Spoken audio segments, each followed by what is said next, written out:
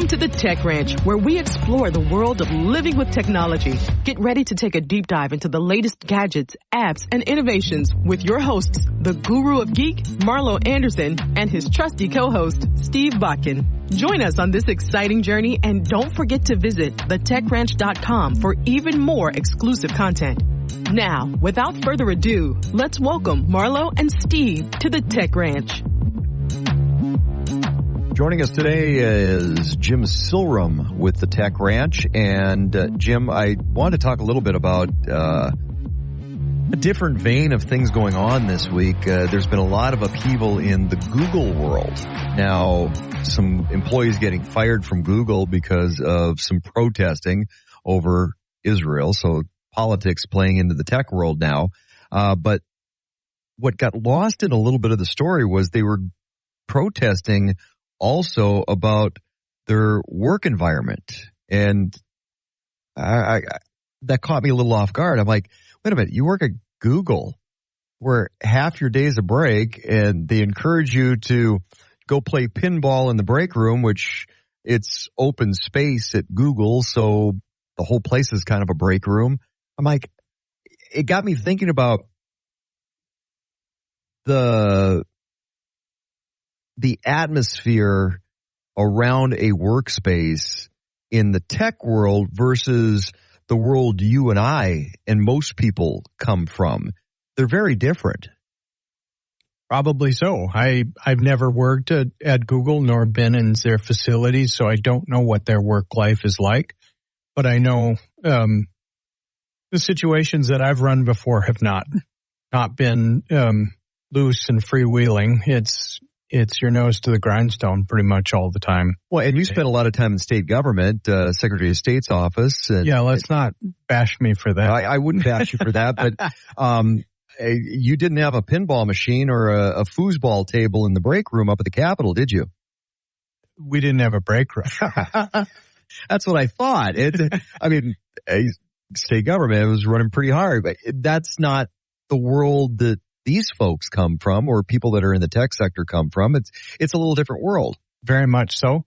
I wonder if it's meant to enhance creativity. I don't know that. I can't swear to that, but it's definitely a different environment than what I've been used to. Now, a lot of people deal with carpal tunnel syndrome because they're typing at their keyboard all day, where some of those folks deal with carpal tunnel syndrome from trying to get their wrist and that shot just right with the foosball table. That or pinball. I'd like to suffer from carpal tunnel syndrome from playing pinball too much. I would have been a millionaire back in college. Okay, well, I want to talk about this though. Is just and granted, you brought up the creative side of stuff, but that atmosphere that comes from workspaces and what technology is doing, because technology is changing what workspaces are. Great example. I'm going to pick on you in state government for a little bit, coming from the Secretary of State's office. Secretary of State's office, towards the end of your tenure before retiring, was going through a metamorphosis. You guys were really changing over to being a digital platform, online, streamlining things, getting away from the paper files, if you will. Technology played a big role in that. Huge. We had to, because the legislature didn't have the funds to allocate for extra human resources, so I had to figure out ways to get the job done without the human resources that would be necessary to stay in paper. And our customers loved it too, because they could interface with us in state government without having to call somebody on the phone or send something through the mail. They loved it. So what does it mean actually walk us through the process of trying to identify what technology and going through the IT process, because before you go down the road, you have to identify where the need is and what you want to do with that technology. That's a big space. So a lot of that work gets done on the front side, doesn't it? It absolutely does. And for me, it involved a lot of time conversing with what we called our customers, the people of North Dakota who the businesses, the organizations that needed to interface with us on a daily basis, I questioned them an awful lot, saying, what do you want? What do you need to do this? But then what made it difficult, Steve, was that Secretary of State, there's only 50 of them in the United States. And so there isn't a whole lot of market out there to create a software that works for Secretary of State's offices, because there just isn't the market. And the fact that state laws vary all across the country means that even if they could, there would be 50 variations of the same thing. So we had to work through what could we provide to the customer based on what they were wanting with what existed out there in the network, the platforms that were available, and go from there. It's, to my knowledge, it's still being worked on today. But kind of a work in progress. Isn't technology always a work in progress? Absolutely. And you bring up a great point, because with the Secretary of State's office, you're working in a couple different spaces, most notably the private sector with business and the public sector in state government. That's got to bring up its own challenges right there.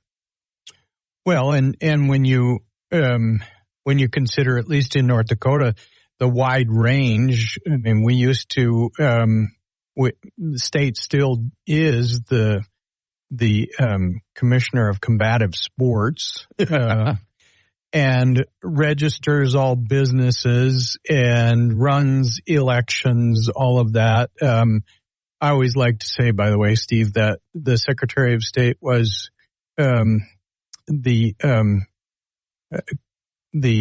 elections director and also the director of other combative sports. So, because elections has become kind of a combative sports these days, but even there, technology was hugely at play in the space of elections. And, that's sometimes, a great thing for some people, and sometimes not. So when you're going back and forth from the private sector and business and addressing the needs and juggling that with the state government office and state government, you're looking at a lot of different layers and navigating back and forth. In a lot of cases, I'm guessing it's like, oh, here's the form, fill it out, check the boxes, boom, done. Changing that over to a digital platform, I can imagine initially it was probably a little bit more cumbersome than it was helpful. It could be, and could be cumbersome, because there are a lot of variations that happen within the law. You're tuned to the Tech Ranch. We're talking with Jim Silrum, former Secretary of State's office. This is the Tech Ranch.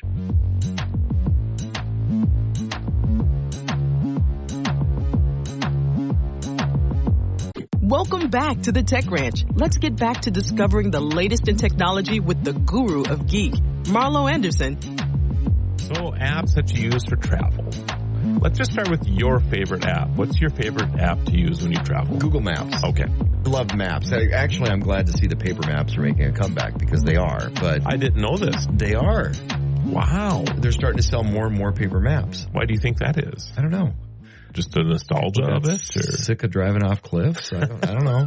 So my mom and I had this conversation on Mother's Day. I pick her up. We're going to Mohall, North Dakota. They have a greenhouse there where they serve meals in, so you can be surrounded by the plants and stuff. It's actually very cool if you're ever up in that neck of the woods. And anyway, I punched this into... And all the plants are sitting there. It's, dang. Yeah. That just ate Ray. Ham sandwich. That is hilarious, actually. Yeah.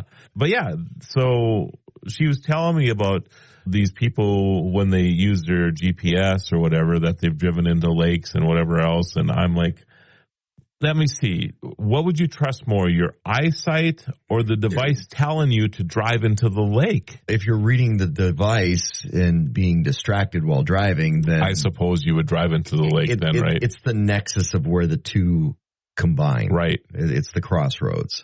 And then, of course, we brought up Devil's Lake because Devil's Lake, of course, has expanded. The lake itself has expanded a lot over the last few years. So there are roads that actually do drive into the lake up there. So if Google Maps hasn't updated, for example, there's that possibility that you would do that.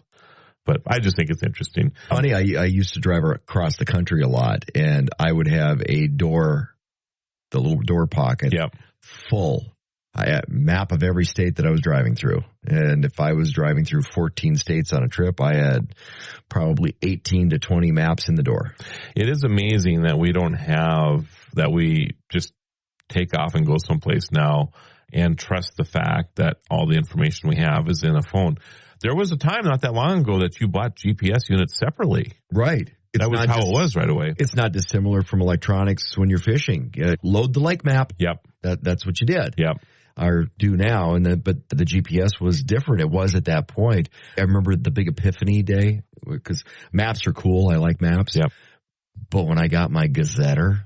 What? Oh. What is a gazetter? I have never heard of this. Really? I obviously don't fish enough. No, this is for travel, just roads. Oh. It's got even more confused. It's a book, and you either have them by state, which it gets into minute details of every backcountry road that you could possibly imagine. Is this a device or is this paper? No, it's a paper book. Wow. It's like an almanac. Okay. A big, oversized book. Yeah. But they also have them for the entire country. But you can look up and go, oh, yeah, I need to go on that back road section, whatever, down here. And that's where my secret good pheasant hunting spot was. So they make these for both states and then national. Right. So you could buy one for the state of Nebraska if you wanted to. Right. Before GPS, it came through the trucking industry. Interesting. For logistics. Because they were... And you don't get this anymore? They're still out there. Okay. But hyperactive or hyper accurate. Yeah. Interesting. Any other apps besides the go-to Google Maps? It depends on what my mode of transportation is. So if let's pick on road trips first, because I think with Memorial Day coming up on us, I think most people look at this as the first trip day. National Road Trip Day is the Friday before Memorial Day, which, by the way, I'm going on a road trip. So am I, ironically. Yeah. Where are you going? A dog show. Okay. Yeah. I'm going to Pontiac, Illinois. So going there, I guess they're pulling a car out of the museum. I thought you were going to say drive out of the lake. That would probably be more appropriate. We're going to pull this car out of the lake for Marlo. I have no idea what I'm going to get to drive. He drives it back into the lake. This should be fun, though. And I was trying to get a tux with tails. Do you know how difficult that is right now? In fact, I used to go to Men's Warehouse, and all these brands that we talk about on the show should start listening to us. Well, and I like Men's Warehouse because when I travel across the country, I do proclamation ceremonies for national days. And I had this Monopoly Man type of tuxedo that I would always rent. And then I would just pick it up at the nearest Men's Warehouse when I get there because they have a big enough network across the country, right? They stopped carrying my tux. And I can't even buy it. So I'm kind of stuck right now. I'm not sure what I should wear for National Road Trip Day, if it should be a tux or should I wear something that's more geeky road trippy? I don't know. Well, I have a tux, but I don't think it would fit you. I have a couple tuxes as well. Not that's a shot because I know it doesn't fit me anymore either. I have tuxes that fit me, but it's not the tux. That's not the look I'm after. So what want the tails? What I was after those, and then of course the top hat and the gloves and the cane. And I have those. I have the top hat and the gloves and the cane. I just need the tux. Now I have that taco song in my head. Oh yes, putting on the Ritz. Putting on the Ritz. Marlo putting on the Ritz. Ooh, with the little cheese, cheddar cheese, little cheddar cheese on a Ritz. Anyway. So yeah, the plan was I was going to be driving this classic car with classic tails. So I'm not sure what I'm going to do now, but we'll figure it out. So if you're going to be in tails, would you actually be driving the car? Because the driver or maybe I get a chauffeur with butler this. would be driving that vehicle. That's interesting. I'm not sure if I have a chauffeur or not, and that might actually be how this works, because I cannot imagine that they're going to pull a car out of the museum and give me the keys. Yeah, don't give Marlo the keys to the Duesenberg. Not that I've ever been in any major accidents. It's just that I tend to have fun with vehicles. Right. Well, and you'll be busy waving. That's right. Wrist, elbow. Yeah. I'm with both arms. Oh, yeah. both. See, now you're going to have a driver. Yeah, because it's real difficult to do without. So, well, you drive with your knees. Yes, I've done that once or twice as well. You should ask them. Usually while reading a map, by the way. Do they have and eating a sandwich and drinking a pop? I wasn't putting lipstick on, though. Changing the radio station. I always used to laugh at women that I don't know how they did. I always thought about reading a map and, like I said, eating a sandwich or whatever I was driving. I do not know how they put lipstick on a car that's bouncing down the road. That's a talent. That's a skill set. That is a full skill set right there. Lots of practice. Yeah. Anyway. You should see if they have an autonomous car in the museum for you. So that would be fun, right? I think so. It's a museum. I can't imagine that they would have an autonomous car in a museum. Corvette Museum's got the brand new latest Corvette. That's true. All right. I can check into that. It'd be fun to have an autonomous vehicle. So what's the automotive museum? What if it's a Tesla museum? I believe. Did you ask what the museum was? My guess, it's Pontiacs. I did not ask, but since it's in Pontiac, Illinois, my guess is the museum is Pontiac. Which they don't make anymore, so I can see why there's a museum. Yeah. So just thinking that's what it's going to be. I'll have to look this up, actually. I'm picturing you in a tux and tails and sitting on the back. Sweating profusely in a non-air-conditioned car. In the Sunbird convertible. Well, that would be fun. Circa 1982. That would be fun. Is there anything back from the 40s or 50s that are convertibles? Well, a lot of them were rumble seats. Oh, yes. Now we're talking.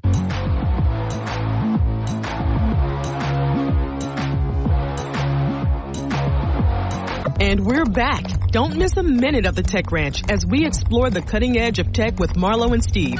For more exclusive content, visit thetechranch.com. We're talking with Jim Silrum, former Secretary of State office in North Dakota. And, one of the things I was saying was our previous Secretary of State had an interesting filing system. He was eyes on, hands on for everything, going from a paper system to a technology-based system for storing all this. And, the one thing with Al Jaeger, it was kind of cool, is he had these stacks and stacks and stacks of files and folders on his desk. But if you asked him for something, he knew exactly where it was in that stack. He certainly did.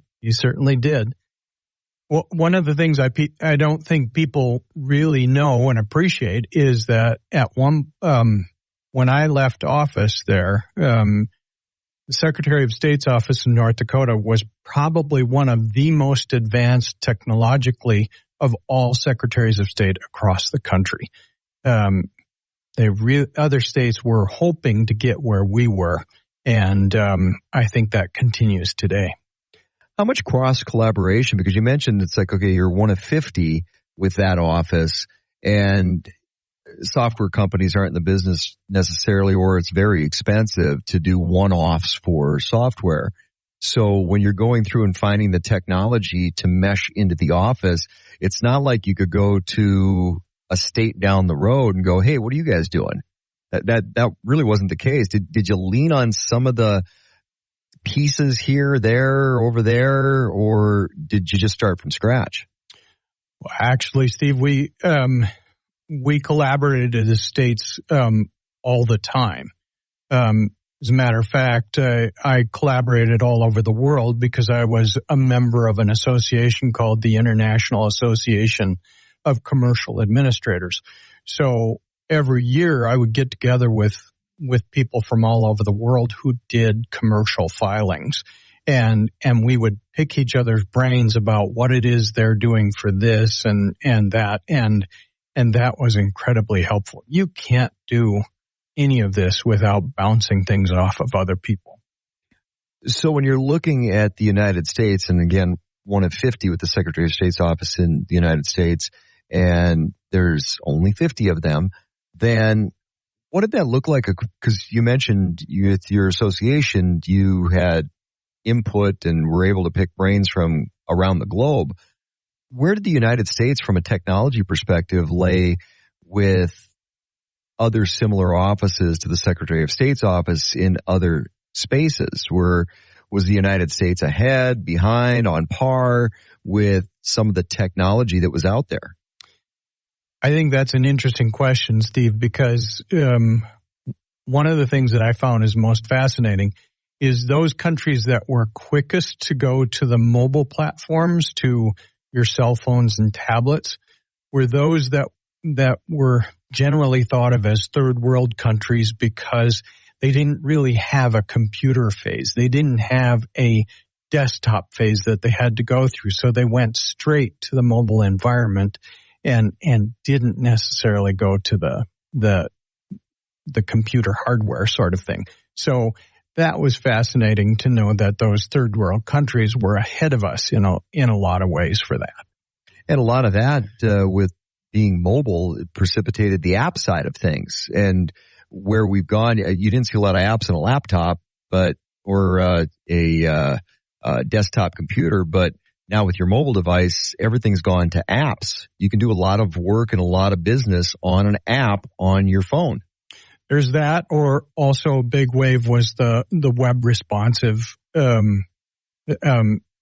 software that matches or fits to the device you're using.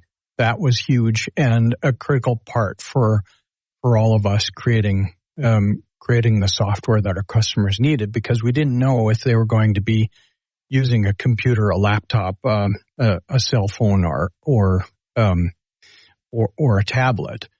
One of our big customers would be those people that wanted to view feedlots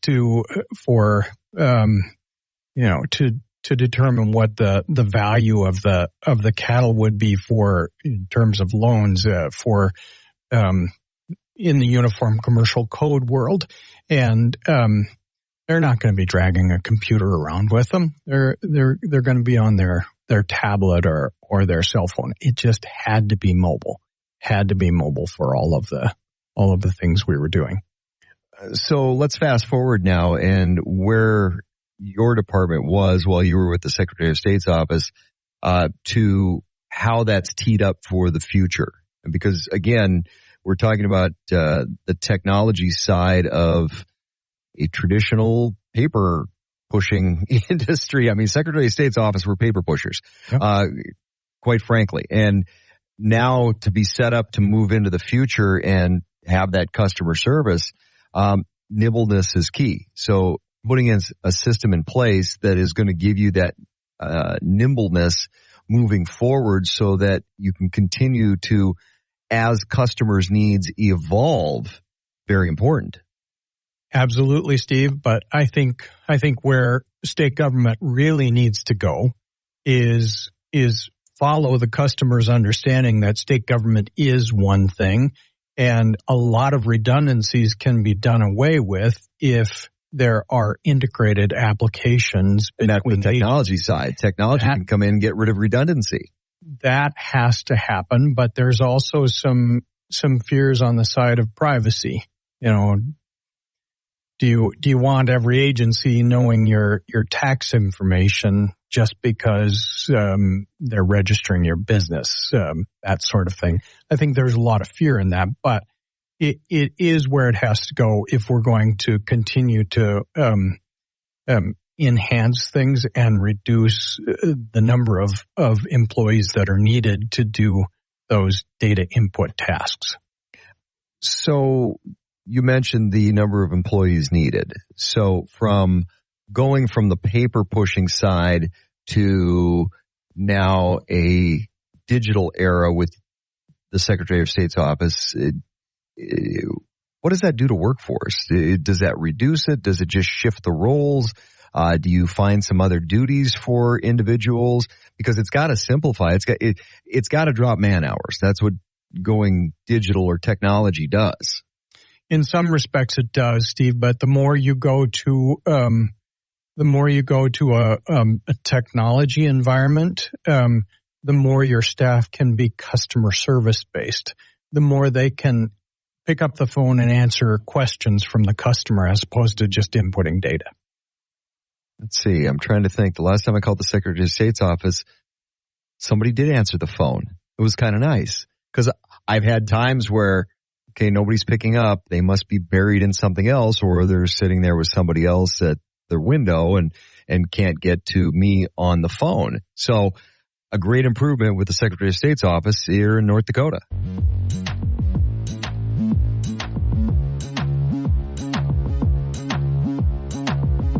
Thanks for staying with us on the Tech Ranch. Let's rejoin Marlo and Steve as they guide us through the fascinating world of technology. So I'm a big fan of fishnet neutrality. What is fishnet neutrality? Come on. Fishnets? I mean, I'm for catching fish? No, the stockings. Big fan. Big fan. But you bring up an interesting point. Really, when you think about it, it's not just about money here. No. It is not. Let's say your community has a really strong Footloose. This is a footloose moment. This actually, that's a very good. Your community doesn't want to allow any video or songs that have dancing in them anywhere on the internet. Yes. So if you don't have net neutrality, they could figure out do that. They could potentially legislate to do that. That's correct. That's exactly right. Where the city commission or whatever stop that content. But that's the footloose scenario. It really is when you really think about it. I never really thought. I always think about the dollars and cents of things, but the morality issues really kind of come into play here too. Religion, politics, whatever you want to talk about, can take a front stage when you have the ability to regulate what you think other people should or shouldn't see. That's what this really boils down to. Well, and that's where it crosses the line with the Constitution in a lot of places. But if you think back, remember, it wasn't that long ago that everybody's contract had a morality clause or a moral turpitude clause. Yeah. So a little different in a state like North Dakota where it's a right to work state. But in a lot of states that, the employer's got that in there. And if your employer deemed you doing something like, I'm not a drinker. My employee goes out drinking every weekend and comes back to work Monday fine and performs well. But, I don't like them drinking, so I'm going to fire them. Yeah. That's the morality clause. You can do that with the internet. You could if that net neutrality was not there. So it's important. I'm not picking one side or the other when it comes to politics here, but I do believe in our freedom of speech in this country. This is what makes us great here. Well, isn't that what the internet was kind of founded on, was a free flow of information and thought and idea? That's what I heard that Al Gore conceptualized it. There was that free flow, that open space. It is regulated by telephony. I mean, it truly is an extension of the telephone. And if you ever look at a website, well, it used to be more with the dial-up in this. That's true. Yeah, I guess that makes sense. But when you look at eBay, there's actually a number that's assigned to it first, like a telephone number. Mm-hmm. It's just much longer. They were 12 and now 16 digits long because we ran out of numbers again. But it just, continued because we need more and more addresses. But that's basically what it is. You go to eBay.com, you're basically, even though you type that in, you're basically dialing up a phone number. Not unlike back in the day, like businesses would have their business name and a phone number. Like if you need to dial up taxi, there was actually places that you could just dial taxi on the phone because there was 4-digit numbers in these towns, which was cool. Well, and if you remember like old movies. Yeah, please call Clarence 255. Yeah. Or that's what the phone numbers were. Yeah. I mean, we're a little removed from that at one time. But BR549, I mean, I remember that number because that was actually the name of a song and the name of a musical group later on. But those are the numbers that people would have. You know the name of the band that made that song like big hit in country music? Wasn't the band BR549? No. Oh, that was, I can see him now too. Oh, you're going to look it up. No, it's the Tractors, isn't it? Oh, Yeah. I don't think so. Really? No, it's not the Tractors. You're thinking, Sure. Yeah, now we're both going to look it up. We're stretching. Yeah. Okay, BR549 was a rock band, though, not the country. So I'm thinking the country. How old is BR549? By who? Huh. Jay McDowell. Wrong. Yeah, BR549 was the song. Yeah, or that was the band, BR549. But there was a song, too. But you're thinking of the rock band, though. Yeah, I was there was thinking of the band. Honky Tonk song, co-written and originally recorded by Mel Tillis. Also recorded by Webb Pierce, Crazy Arms. Okay, so Mel Tillis is the one who actually wrote. And that was a song, BR549. It was a song, yeah. But there was somebody. Did Mel sing it? I do not know the answer to that. Because if he sang it, you know what the song would have been. Oh, my goodness. Don't even go there. Yeah. He didn't do that. He didn't stutter when he sang. No, it was always amazing to me. Well, actually, his daughter, Pam, is going to be in our neck of the woods at, at a country festival. I was always a big fan of I love hers. Pam. Yeah, she was great. She is great. Yeah. All right. Net neutrality. Back to that again. Yeah. So anything else that you want to say about net neutrality? I still have fish net neutrality. Oh, my goodness. That's... They said, of course you would want to go. Of course, I went to fishing right away. Well, we were talking about paddle fishing here. Have you ever been? Morning. I never have been. How about you? No. I've seen them do it. Yeah. I see there's lines along the river up there right now for people to fish. Yeah, not my gig. I have a hard time God. How many are they allowed to catch? I'm killing a prehistoric fish. Yeah. That's because they're old. They're old. Yeah. I have caught one before. Have you? But not in a traditional sense. I was actually on the Missouri River here in the Bismarck Mandan area and snagged one. It was a small one. I saw because they make it down here too. Oh yeah. Really surprised. And I was like, I actually thought I had a log on my line. I mean, they were heavy. Just heavy and not fighting at all, but it was a little baby one at 25 or 30 pounds. Well, of course, you just release them right away if you accidentally get one. But yeah. I kind of catching a sturgeon. I've got lots of sturgeon. Have you really? Yeah. I've never caught a sturgeon. Just go sturgeon fishing a lot. Before they were an endangered species. Yeah, maybe. Or are you the reason they are an endangered species? Yeah, maybe. Well, actually, when I lived out in Oregon, I'd done Columbia River. Yeah. And it was funny because out there, they blame sturgeons and sea lions and logging and everything on the salmon runs kind of failing a little bit. And shipping on the Columbia River. And I used to go to the tail race of the John Day Dam and walleye fish all the time. And the walleye would be as big. In fact, I swear the next world record walleye is probably going to come out of the Columbia River. And they would be huge because all they did was eat salmon fry. Oh, interesting. Nobody blamed the walleye, though. They just blamed everything else. Yeah. The environmentalists blamed everything else except for the fish. We're eating other fish. Where's the John Day Dam? On the Columbia River, about halfway up the gorge. Okay. Cool. So you did a lot of fishing in Washington as well? I did. Interesting. Anything other than salmon? Salmon, walleye, sturgeon were fun. Yeah.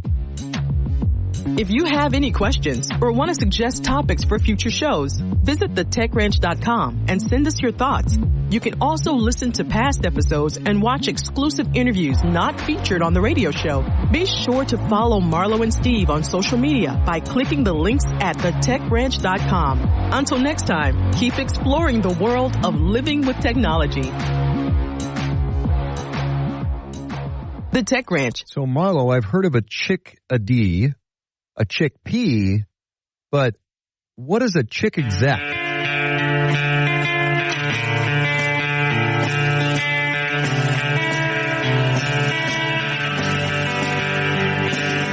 So have either of you been to CES before? Yes. Okay. How many years for you?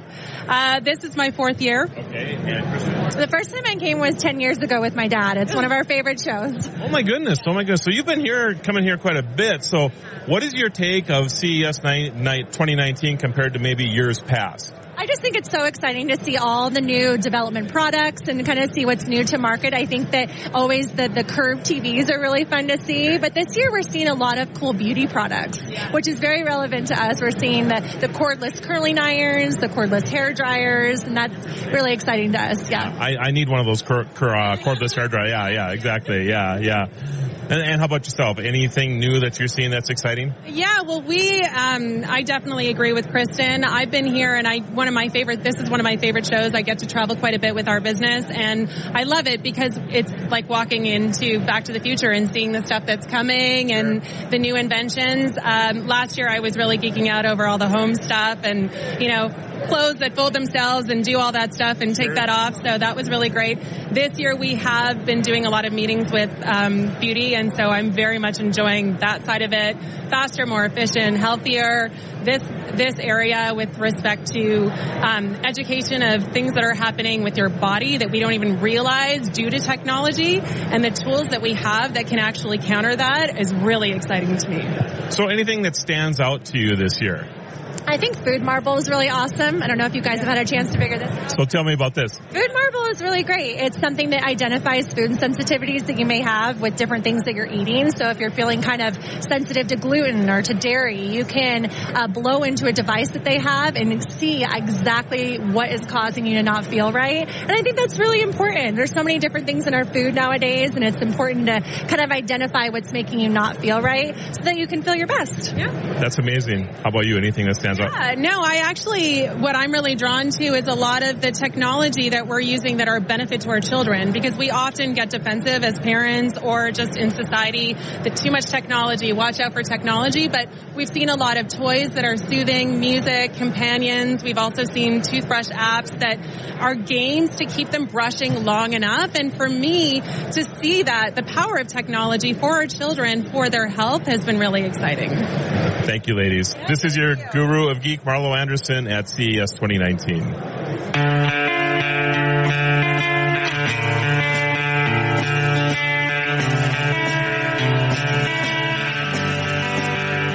Supertalk 1270. Welcome to August 17th on the National Day calendar. Today, we're shining a light on giving back and discovering hidden treasures. Let's start with National Nonprofit Day. Nonprofits play a crucial role in our communities, addressing issues from education to healthcare to environmental conservation. Did you know that in 2019, nonprofits contributed over $1 trillion to the U.S. economy? This day is a great opportunity to support these organizations, whether through donations, volunteering, or simply spreading the word about their missions. Take a moment today to recognize and appreciate the impactful work they do. Chris, sound the horns. Announcing to the world that LaToya Johnson is the founder of Village of Becoming. How can we help you today, LaToya? Simply by not sounding the horns, volunteering, donating, signing up as a mentor, all of those things help our transitional youth in our community. That's fantastic. And we can find you at villageofbecoming.org. Wonderful. And while we're talking about giving, let's shift to National Thrift Shop Day. Thrift shops are more than just places to find great bargains. They play a vital role in promoting sustainability and supporting charitable causes. By shopping secondhand, you're reducing waste and giving pre-loved items a new lease on life. Plus, the thrill of finding a unique piece is unbeatable. So why not spend some time today exploring your local thrift store? Who knows what treasures you might discover. Let's go! I'm gonna pop some tags. Only got $20 in my pocket. I'm hunting, looking for a come up. This is super awesome. I really like the thrift store. I do too. It's like totally my jam. We should celebrate by giving back and like taking stuff up there to donate. Yeah, I have a bunch of stuff in the back room to take out to the thrift shop right now, so let's do that. Okay, grab your keys. Let's start loading. I'm LaToya Johnson. I'm Marlo Anderson. Thank you for joining us on our journey to celebrate every day. And join us for all of our adventures on Facebook and Instagram at Destination Celebration Show. Until next time, keep celebrating.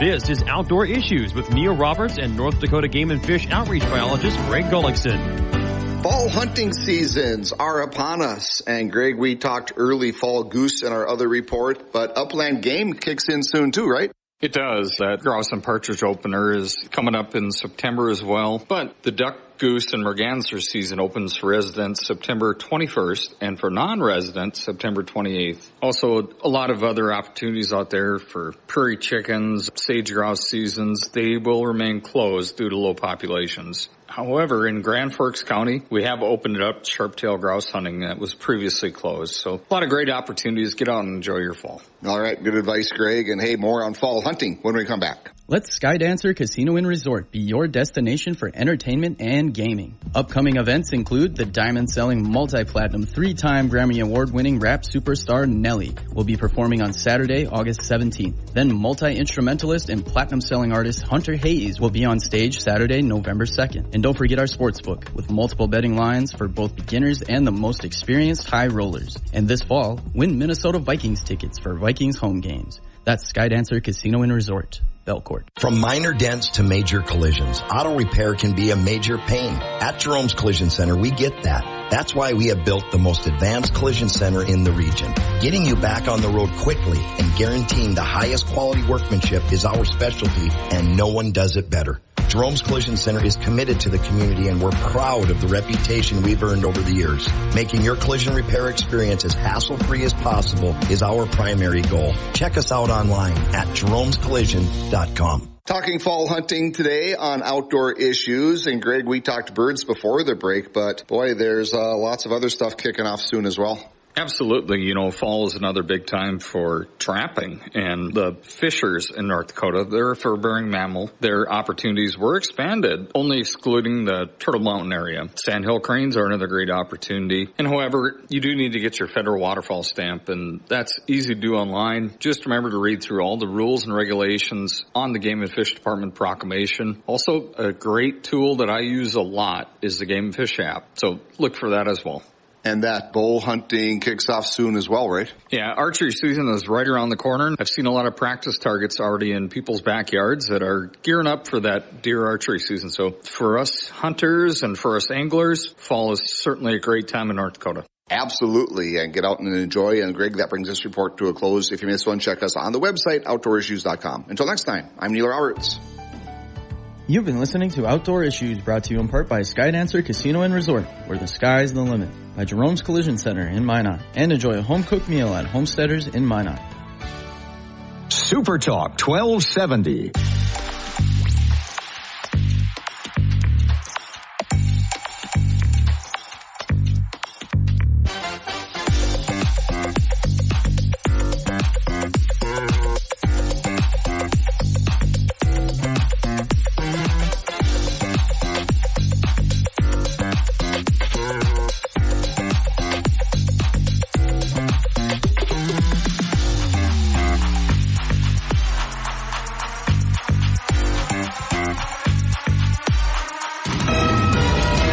KLXX AM, Mandan, Bismarck, a town square media station, broadcasting from the View Community Credit Union Studio. ABC News, I'm Michelle Franzen. If you're buying or selling a home, change is kicking in today, aimed at making the real estate process more transparent. Those new rules applying to the agent commission fees now negotiable. Real estate broker Trisha Lee Riley. What sellers need to understand is that their buyers are coming forward with a buyer's agent that's agreed to work with them specifically, whether it's for a short time or for a long time, but also that they are going to have to negotiate the commissions up front. And they'll also be able to outline specifically how the commissions are paid to both agents. Donald Trump holding a campaign rally this afternoon in Pennsylvania. Rival Kamala Harris and Tim Walz are there tomorrow.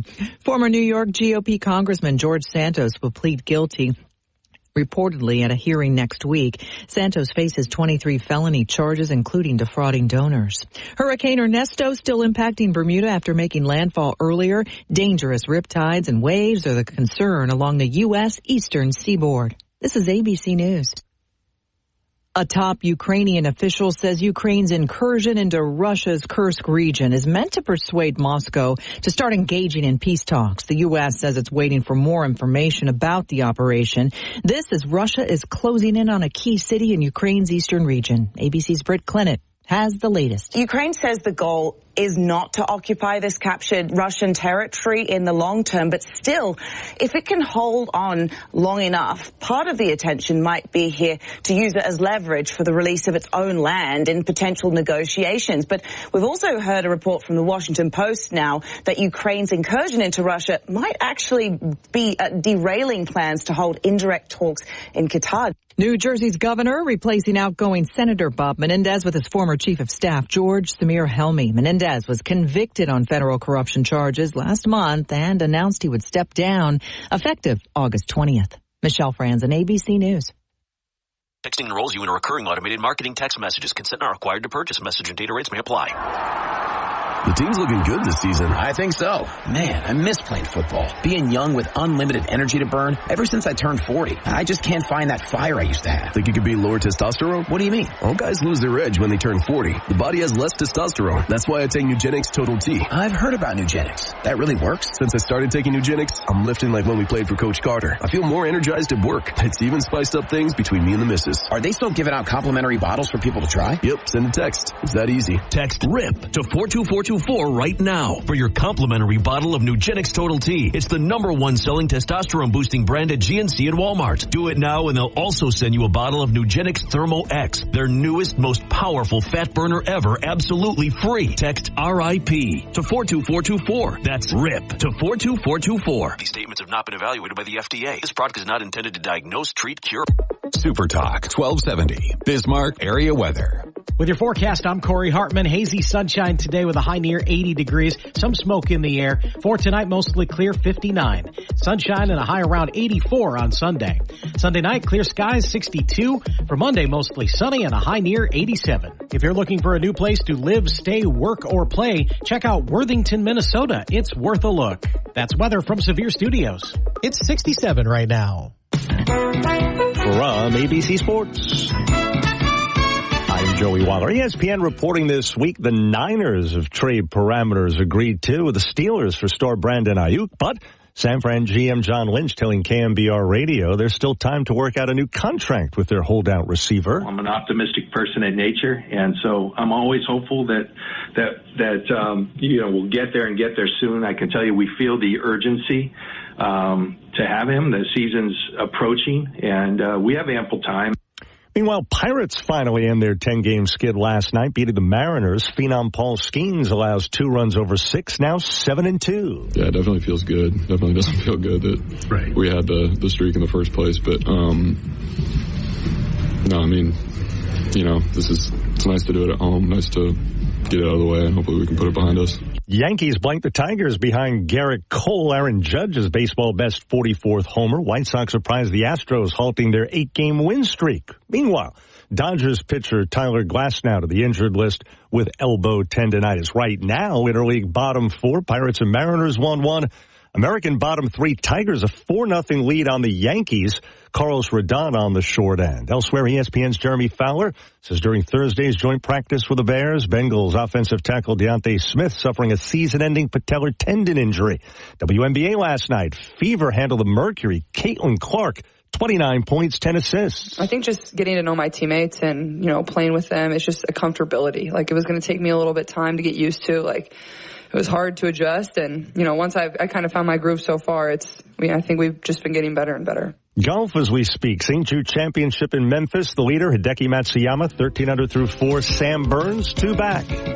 Joey Waller, ABC Sports. Give the star in your life the brightest gift in the world. Name a star after them. This is Rocky Moselle with International Star Registry. For $59 and a call to 800-282-3333 or visit starregistry.com, you can name a star for birthdays, weddings, or even memorials. Over 45 years, we have named millions of stars for celebrities and individuals from around the world. The star you name will be recorded in book form in the U.S. Copyright Office. Visit starregistry.com or call 800-282-3333. Offer not valid in all states or where prohibited by law. Loans are subject to lender approval. See website for details. Honey, the credit card bill came, and we're maxed out. maxed out cards, rent is due, we just need some extra cash to help us get by. Maybe we should go to 27cash.com. With our bad credit? 27cash.com is one of the largest personal loan networks. They can help people with any type of credit get up to $5,000, and cash can hit our bank account as soon as tomorrow. When you need extra cash, go to 27cash.com. That's 27cash.com. 27cash.com. News, talk, and sports for Bismarck, Mandan. Super Talk 1270. Portions of the following program are pre-recorded.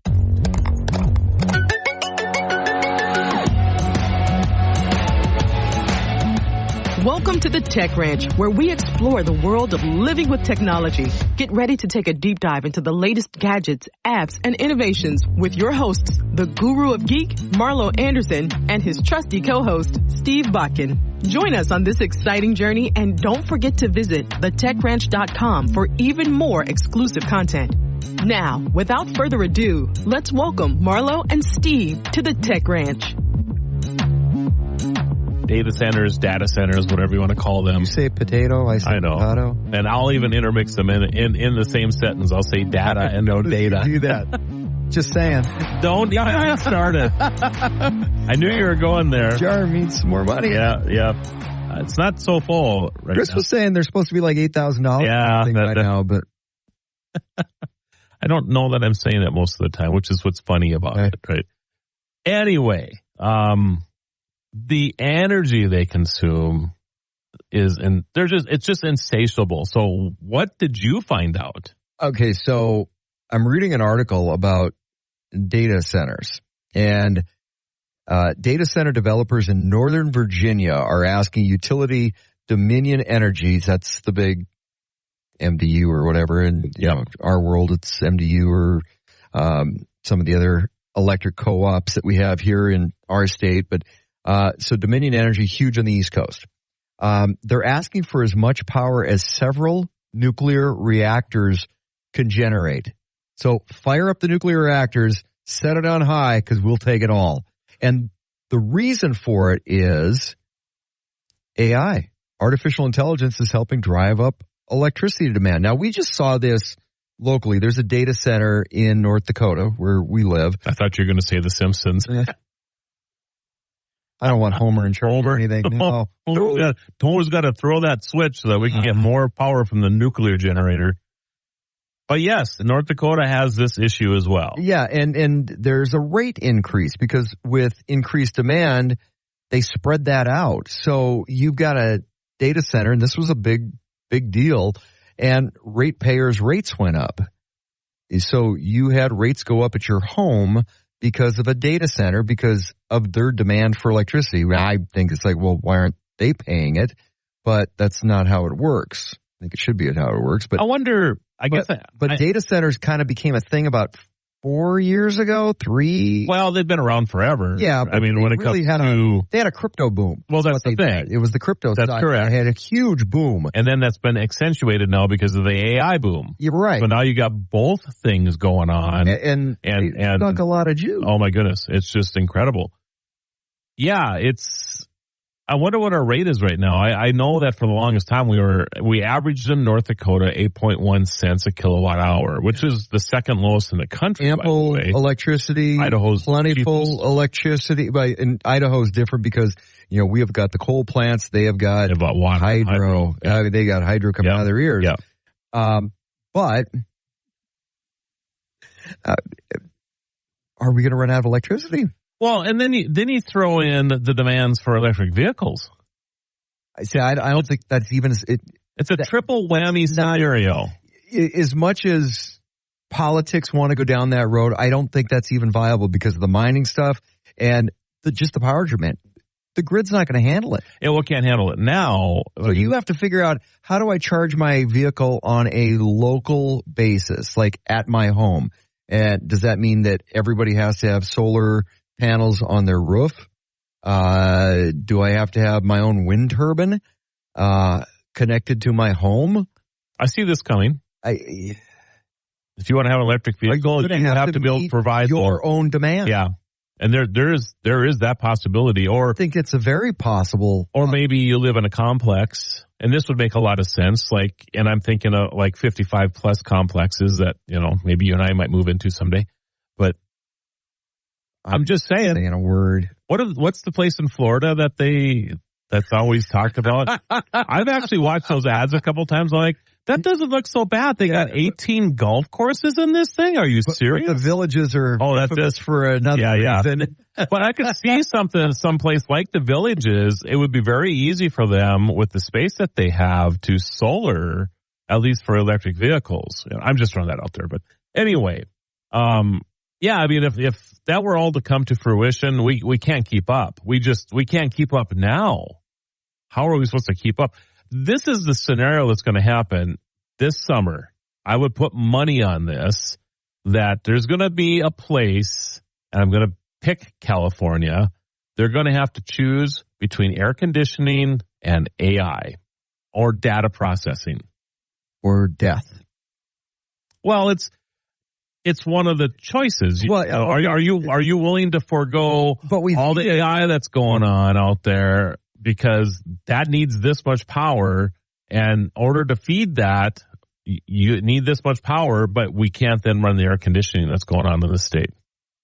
I'm telling you right now, this is going to be the big choice. In the winter when people lose power, we see this in the summer when people lose power. But it's usually a bigger deal in the summer. No heat and we live in the northern plains, right, and we know what it's like when your heat's not working. Yep. And it's more dangerous for the vast majority of the population in the summer without air conditioning, because people with medical issues or elderly are more vulnerable to excessive heat. You can always throw a sweater on. I do. So this is interesting. Is AI more important than people's health? This is what I'm asking. So when does California start hooking people up like the Matrix? Because they need the power. I'm telling you right now, this is going to happen this summer. There's such a demand being put on our grid for AI. So putting this into perspective. It's incredible. So Dominion Power Company, that's been asked for this, regularly fields requests from developers whose planned data center campuses need as much as several gigawatts of electricity. And the chief executive officer for Dominion said that during the company's first quarter earnings call, a gigawatt is roughly the output of a nuclear reactor and can power how many homes? 1.2 million. Half of that is 600,000. 750. Okay. So 750,000. So that wasn't that far off. You weren't that far off. Okay.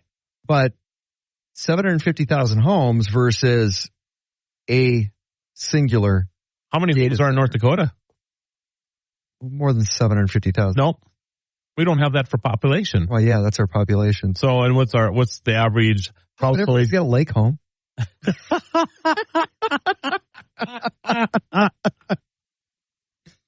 That is, you got more than one. That is not true. More than one home. Oh my goodness. It's like cows. There are more cows in North Dakota than there are people. Well, that's true. There's more homes as well. I don't know. That's, but the point I'm getting to here is 750,000 people. Let's say 2 people per home. All right. So I'm sure it's higher than that. Right. But that we're talking probably enough power for 3 North Dakotas.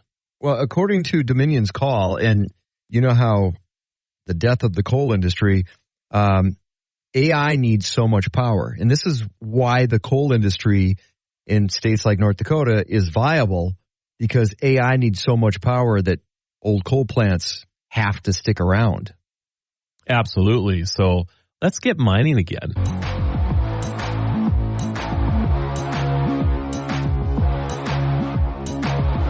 Thanks for staying with us on the Tech Ranch. Let's rejoin Marlo and Steve as they guide us through the fascinating world of technology. Speaking of lost things, Steve, when's the last time you left your cell phone someplace? It's probably been 6 months.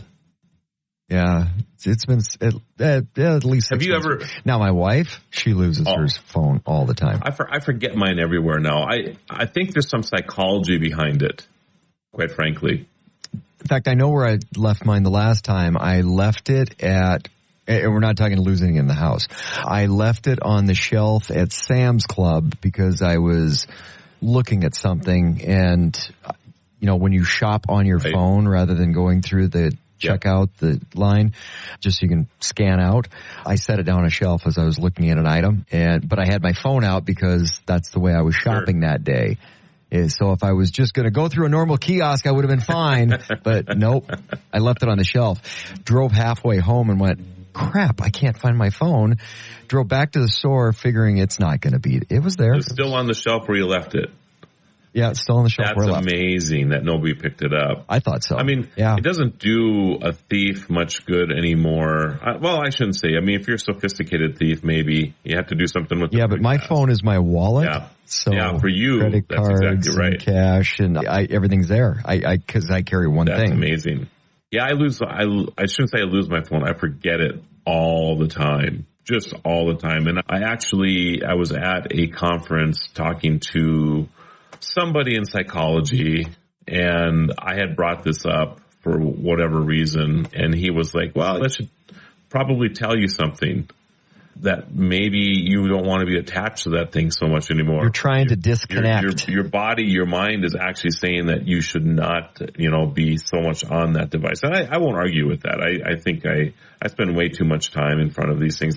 It's my world, unfortunately, or fortunately. So I don't go on social media very much. I don't anymore. either. Rarely. I never go on Facebook. I don't go on Instagram or. I've cut out social media. I don't need it. I don't want it. I don't need it. I've eliminated a lot. So of it. Alicia is sending you an email today. We need some headshots and stuff for you so that we can make some marketing materials for the Tech Ranch so that we can post it on social media. Okay. I won't see it. So I'm just saying you might not be whatever there. You need, but you might not be there, but you're going to be there anyway. Just letting you know.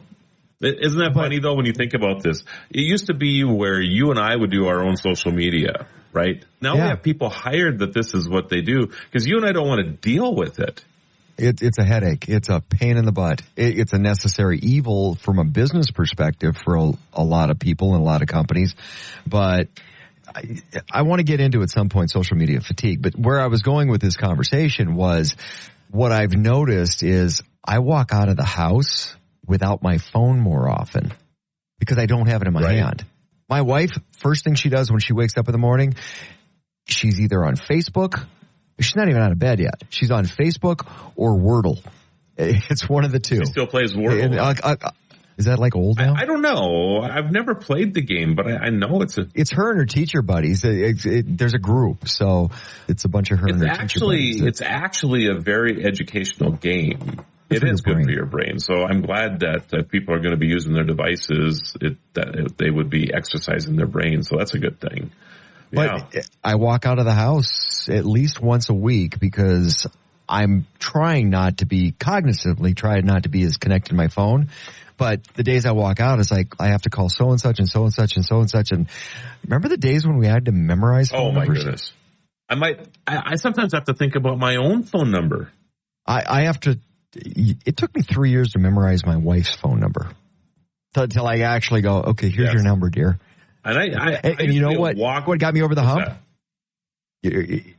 Going to the grocery store and having to put in the phone number for rewards. That's why I memorized her number. That's a good thing.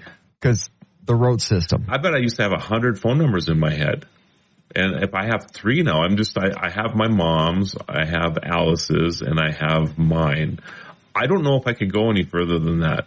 So how many phone numbers do you remember of I don't even remember I remember from. Do you remember your number growing up? Because my mom still has it. She's got the same phone. Are you kidding me? She has a rotary phone. You're going to love this story. You're going to love this story. She's still on a party line, isn't she? No, not a party line, but there was a party line. I don't think they even have those anywhere anymore. So this is probably Canada. They do in Canada. 3-4 years ago. And she has the original phone in the house from when we grew up. It was just like olive green rotary dial thing, right? It matched the stove and the refrigerator, didn't it? It did. I was so frustrated. That was the thing. Because I was such a big radio nut when I was a teenager, and caller 8, call now for winning some prizes. And I would actually I'd have the whole number dialed in, except for the very last one, so I could get it, ready to go. Do you think they're at caller 8 yet? And then I waited too long anyway, right? Because it would reset itself. Yeah. It was always the thing. But anyway, I don't know, 3, 4, 5 years ago, my mom and I are talking, and she's like, hey, I got that phone replaced. You got the phone replaced? And she goes, yeah, I just called the phone company, and they came out and replaced it. That's fantastic, Mom. And I'm like, and why would the phone company come out?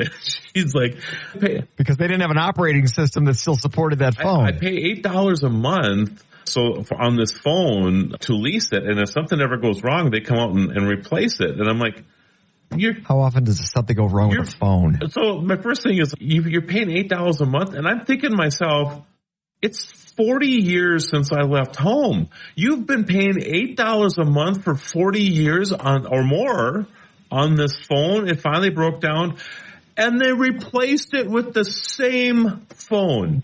Same color and everything? It's a rotary phone. I know she did it on purpose. She knew it would goat me and it does. And I'm like, Mom, you can buy a phone for under $10. Why would you? That was your total college fund right out the window. Oh my goodness. I could not believe what I was hearing from her. It was so funny. So funny. So yes. Oh, that's hilarious. I'll have to take you up there sometime, Steve, so you can see what it's like to dial on a 50-year-old rotary phone. Oh, I remember. Brand new out of the box. Yep. Okay. But at least I had the joy, because I was a radio geek too, and it was caller number 9. At least I had the joy at one point of not having to do the rotary, but go, all right, push the buttons. Doot, doot, doot, doot, doot, doot, doot. Yes. Yeah, I made that transition. You did not until later in life. There was the touch tones that were rotary phones. Remember that? You push 8 and you'd hear I remember that going in the background. So it was still a rotary phone with this new touch tone thing to it. So there was that for a few years as well. But yeah, those were fun times. Did you ever win any contests? Oh yeah. Actually, they got so sick of me winning. Really? I actually started on the radio. Yeah, I started working on the radio station in Grand Forks, North Dakota, when I was 8. Hanging out at the station. I was on the air when I was 12. Oh my goodness. My first solo shift. What was the first song you ever played? Probably a Led Zeppelin song.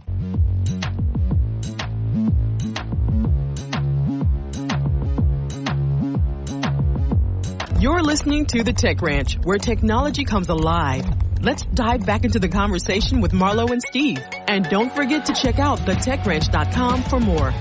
Steve Bakken in for Marlo Anderson is rocking Dave Blair this afternoon on the Tech Ranch, and we're talking AI at the moment and how AI helps with communication and connectivity.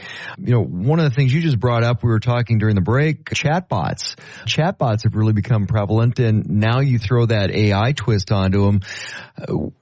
Sky's the limit. They can go anywhere, Dave. Oh my gosh, yeah. The whole logistics. I mean, you think about the barriers that have happened when, you were mentioning during the break too about speaking a little, be able to learn a little German, and how much that helped a little bit when you were traveling over there and reading signs or understanding where you're at. Now that, you're going to have all of that capabilities in your hand, your phone, right? The mini computer. And so the whole thing of chat and looking at it from the standpoint of the communications, I mean, it's going to be incredible, make it so much easier for people on the logistics side of things, and just the whole communication on the keyboard. I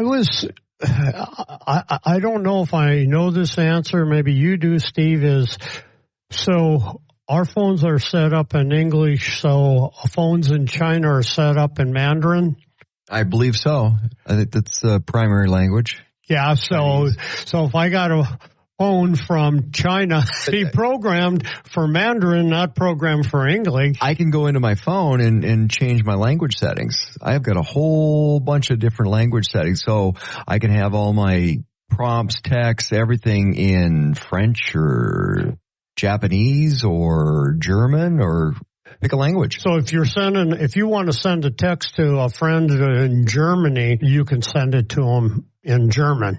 I think you have to have a program for that within. Yeah, that's where I'm getting at. I can change my whole preference. So in my settings, in my palette of settings, I can go in and change my user language. So if I'm going to speak German today, then all the prompts, all the messages, everything in my phone will turn over to German. Okay. Versus English. So that's just but as far as the interactive, so I can't imagine there's not programs out there that would do that would translate for you. I think there is. I'm pretty sure there is. The other interesting talk about chatbots is the whole looking at it from the standpoint of using it business-wise. So, I know Marlo uses this all the time. Hey, Alexis, what time is it? How cold is it outside? How warm is it outside? Well, the other morning it was pretty cold. Yeah, it was. It was dang cold for sure for North Dakota in July. 5th of July, and there were frost reports. Yeah, it's just wrong. Well, North Dakota July is the only month that has not snowed in North Dakota, and I think we could have done that. We could have got really close, I think, for that to happen. But, so those platforms out there like Alexis and stuff like that, I'm wondering if there's going to be more. I know Marlo's more on top of that, but having those communications with the robots that he has, and what I'm waiting for is communication back and forth and going. He's got another robot coming, by the way. What's that? He's got another robot coming. He does. Not just Astro. He's got Yeah. So we talked about it previous week, and it was pretty fascinating. Oh my gosh, yeah. If there's anybody on cutting edge of stuff, it's Marlo Anderson, the guru of geeks. So if he doesn't know about it, then it probably hasn't happened yet. You talk about the language, and I've talked to people that say that we have one language now. We're getting to the place in society where we're going to have one language. So it's not going to be English and French and German and Chinese and Japanese anymore. We're going to have one language, and it's code. There's those in the tech sector that say the one universal language will be code. Just going back to the communication piece, how do you manage that when you've got the users, those writing code in a different language?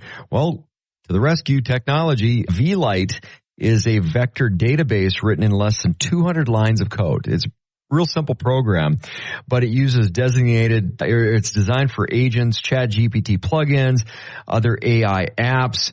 Basically, it brings them all together. VLite uses Apple's Metal performance shaders via PyTorch to accelerate vector loading and CPU threading to accelerate vector queries. So the chat bots and things like that, you're making them faster, you're making them more efficient, and it all just ties it together.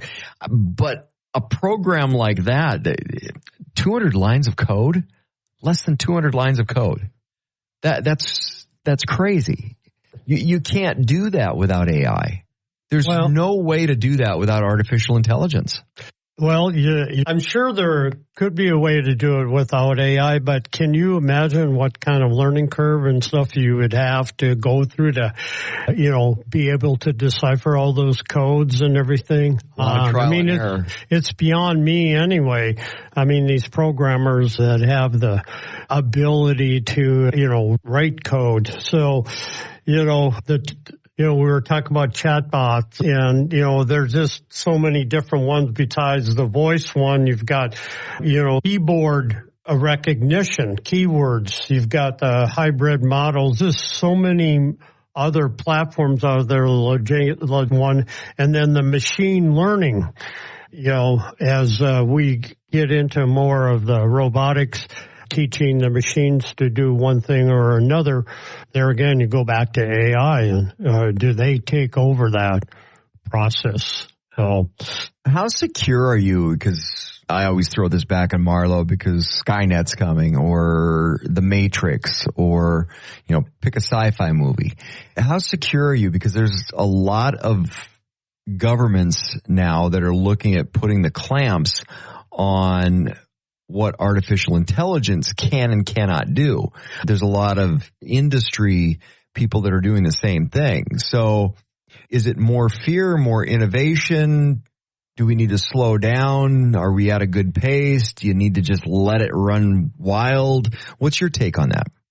My take is that it's so early on. There's so many unknowns about it. And I think that, as government looking at it from the standpoint of security, what are they going to have to do to protect their data, more than anything, protect their military capabilities, because we know that that's a concern too. So, so much unknown on AI. A lot of different places it can go, and we'll find out more next.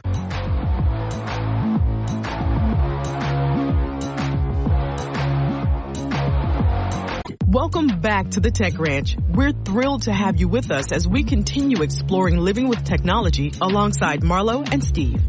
So I was in Burbank recently, as you know, Burbank, California. Maybe you didn't know that. Yes, I do. Was down there for National Game Show Day, and Fremantle. The price is wrong, Bob. Did you see that? Did you see my spin of the wheel? I did. That was pretty cool. That was the original, right? The original one. Bob Barker, Price of the Right wheel. They brought it out. They had it for the event. They had it, as a display so people could take pictures with it, but people couldn't spin the wheel. But you got to spin the wheel. I got to spin the wheel. That was pretty cool that they allowed me to do that. And it works. I mean, it still works. And You didn't get $1 though. It's heavy. I was surprised by that wheel. Although, don't you remember their show back in the day? The little old lady that couldn't get just going to get sucked underneath. Let go. It was interesting, actually. Now, I have a little bit of a bad left wing yet that I injured a few months ago. And I opted to spin the wheel with my left hand because they have handles on the side of the wheel. So I grabbed it, and it seems easier to take your left arm and do that. I didn't realize how heavy it was, and it actually put quite a strain on my left arm because it's not to full strength yet. And so I spun it around. Of course, people are like, why didn't you spin it harder? And I'm like, well, it kind of hurt when I did that. But anyway, that was kind of cool. But and prices for things have gotten, and I'm not trying to be political here at all, but prices have gotten a little out of control on some things. It's not unusual, even for just an okay meal, to spend $100 nowadays, especially in hotels and stuff. It has gotten ridiculously expensive. We've discussed fast food before. Well, this is where I'm going. Price of fast food. Yes. So across the street is a Denny's. This is in California. And of course, I'm like, ooh, I haven't been to Denny's in forever. And I used to remember loving their French toast. And as soon as I thought free birthday meal every year. Come on. I thought about it. I'm like, I could go for some French toast, and it's not going to be $100, right? So I go over there and I ordered their, the French toast slam. Is that right? Yes. French toast slam, which is a couple pieces of French toast, 2 strips of bacon, 2 little sausage links, and 2 eggs. And I had them scrambled, and a Diet Coke. It was $36. What? $36. California. So it's because it's 2 things. It's inflation, of course, which is going on, and restaurant workers' minimum wage is now $20. Okay. So I noticed right away when I walked in, this is Friday at 6 p.m. Okay. So if you're working for tips, because that's usually a lower rate. Still working for tips. Okay. So you're working for tips in California, but what's that rate if you're a tip worker? $20 an hour. So doesn't matter if you're working back in the kitchen or if you're actually getting tips out front. $20 an hour. Minimum wage now is $20 an hour for restaurant workers. Which, I mean, I understand restaurant workers wanting to get that, but this is the thing. If you basically work for tips, not getting political here, but I guess I am a little bit. You have just lost money because there are not even close. Denny's at 6 o'clock in Burbank on a Friday night should be packed. Packed. There were 2 other tables being served around there. 2 other tables. There's a Taco Bell right next to the place. There's nobody ordering anything from Taco Bell. There's nobody there. And I was looking at this and I'm like, well, there's a reason for it. There was a family of 4. There was a couple and 2 young kids sitting next to me in Denny's.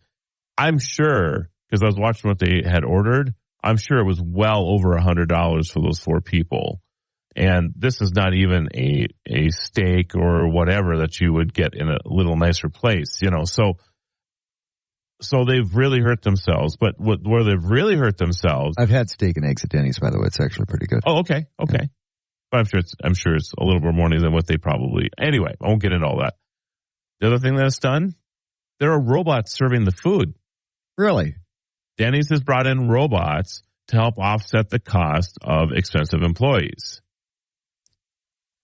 But shouldn't the robots have been offsetting the cost of the bill for the food? Well, I suppose there's that. Because if you take that out of the equation, you're not going to have customers for the robots to serve anyway. And the other interesting thing about that is that, I mean, the tipping suggestions were still the same.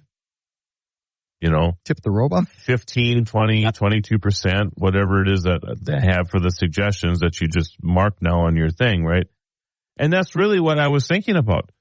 The robot did half the work. So am I supposed, who am I tipping here? Okay, think of this. And I'll get a little political for a second.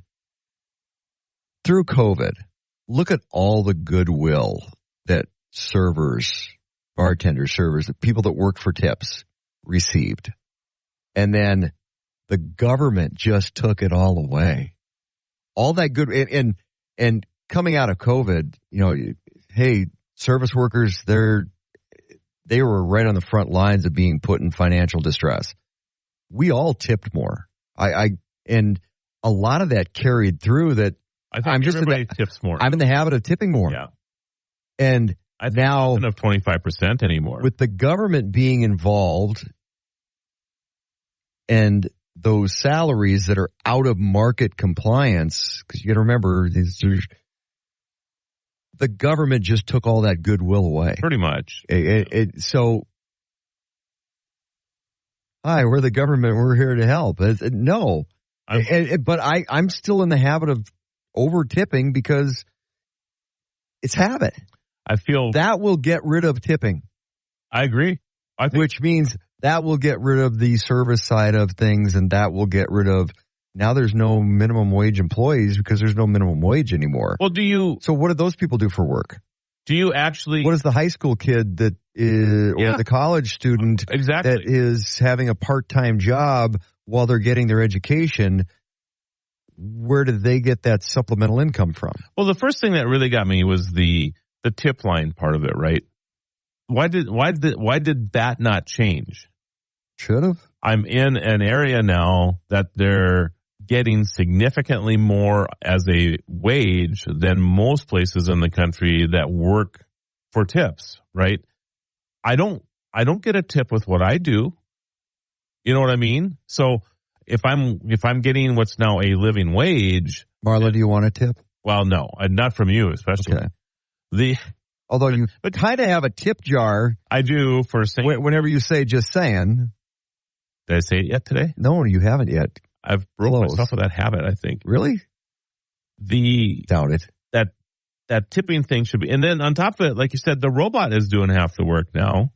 So why is there even a tip line in places where they're having this? So instead of change, I'll just bring a little quart of oil for the robot. That's funny. That's good. Leave your bacon grease behind.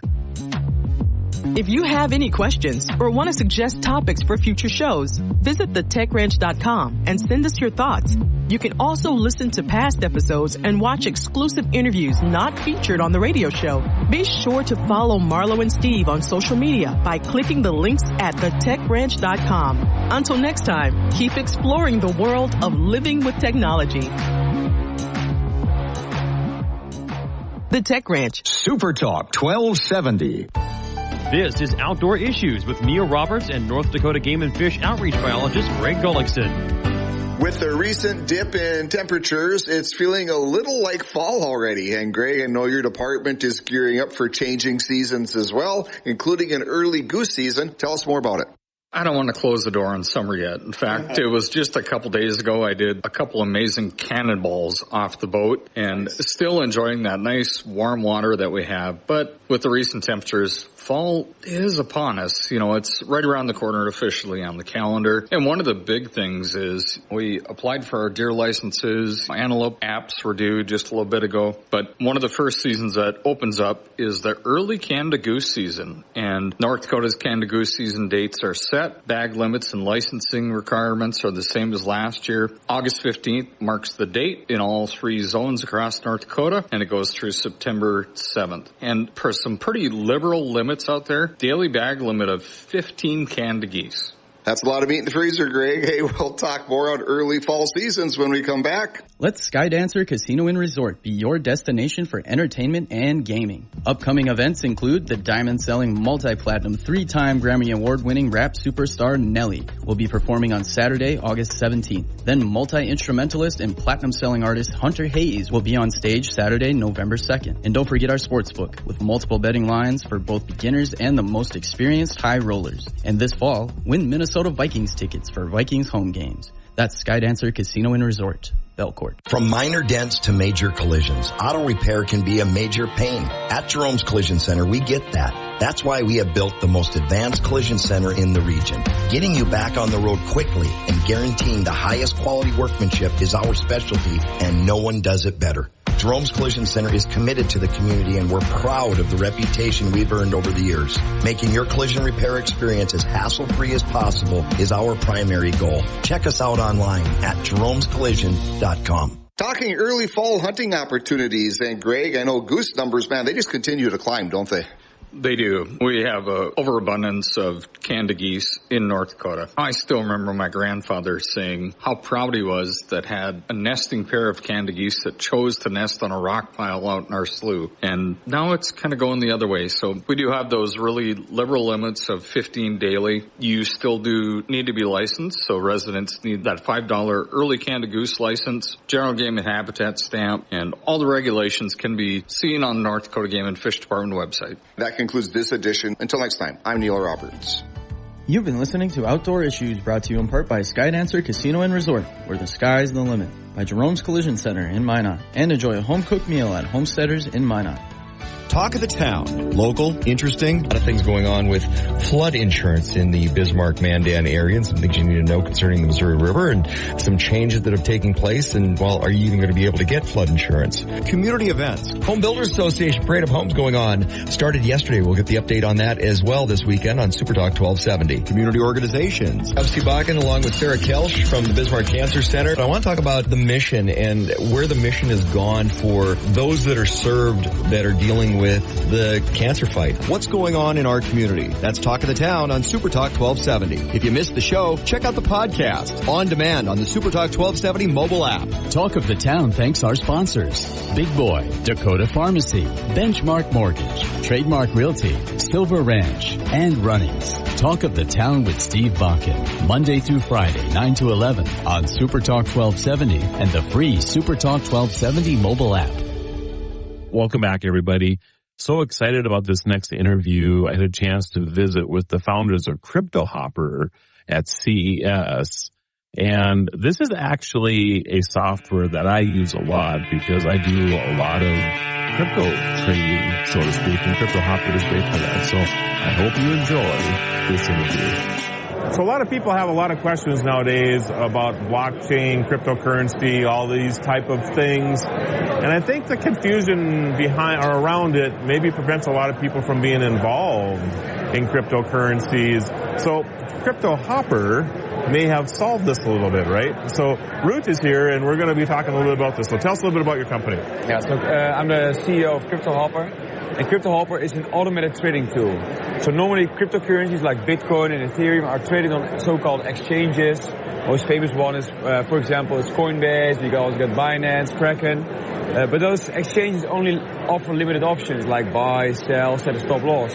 But if you want to trade more advanced, you need a software tool to help you. And that's what we've created. You connect it to your exchange where your funds are, and then you can trade automatically. So you can set out a strategy with all kinds of technical indicators, and it'll trade automatically on your behalf. But the reason we're here on CES is because we got a lot of questions from people who were like, what is an RSI? What is a MACD? And how does it work with all those technical indicators? So what we've created is a marketplace where professional sellers can share and sell their knowledge to the broader audience. And the audience can that way mirror the way the professional trades. So it's a really easy way now to start trading and to really trade like a pro using technical indicators.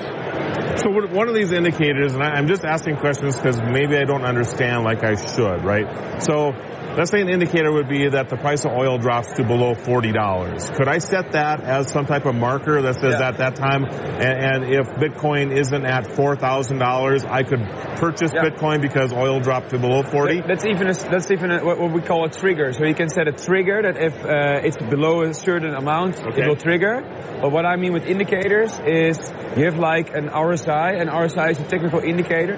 Normally people, professional traders, will check their trading view and will check if the market is oversold, for example. And you use all kinds of algorithms like an EMA or an RSI to check what the market is. And that's that's what we call technical analysis. Okay. And we've automated that process, so that's great for the pro. And what's even better is that for the beginner, you can just simply follow a pro or buy his strategy and execute it automatically. Okay. So is Crypto Hopper, is this a subscription type of service? Is this a per transaction type of service? So we have created a software as a service, so you pay per month. We have a 7-day trial. And what's really great with something called paper trading. So you can deposit fake money, like Monopoly money, and then you can test it out and you can practice, which is really great because you have to, when you start out, it's all new. Bot trading is super new. And we want people to start out risk-free. And once they feel comfortable enough, then you connect it to your exchange, and then you go for real. I think a lot of people think cryptocurrency is monopoly money anyway, so this might actually bring people into more understanding of this. This is Monopoly 2.0 with you. No, I understand. It's all very new. And blockchain is relatively new. Bot trading is incredibly new, so there's a lot of new stuff coming for the people. But it's a really exciting time. We've got a lot of attention here at the booth. That's great. We've been selected as one of the 50 hardest startups of the Netherlands. We have, which is really great, was that yesterday we had the State Secretary of Economic Affairs at our booth. Very nice. And I asked her, ma'am, can I ask you, what do you know about Bitcoin? She was actually not so familiar with Bitcoin. So I had the honor to explain everything about cryptocurrencies to her, what our software does, and talk a little bit about the future, and that regulation should be a good thing in the Netherlands, and that the market has to grow, and the technology has to mature. And that was really great. So we already have some connections now with the Dutch government. Very nice. So where do we find out more information about Crypto Hopper? You can go to cryptohopper.com. We have free trials. So when you create your account, you can start out for free. You will be guided through the whole process. Play with your Monopoly money. Play with the Monopoly. Don't connect it immediately with your exchange, but use the Monopoly money. Yeah, that's great. This is your guru of geek, Marlo Anderson, at CES 2019. Thank you.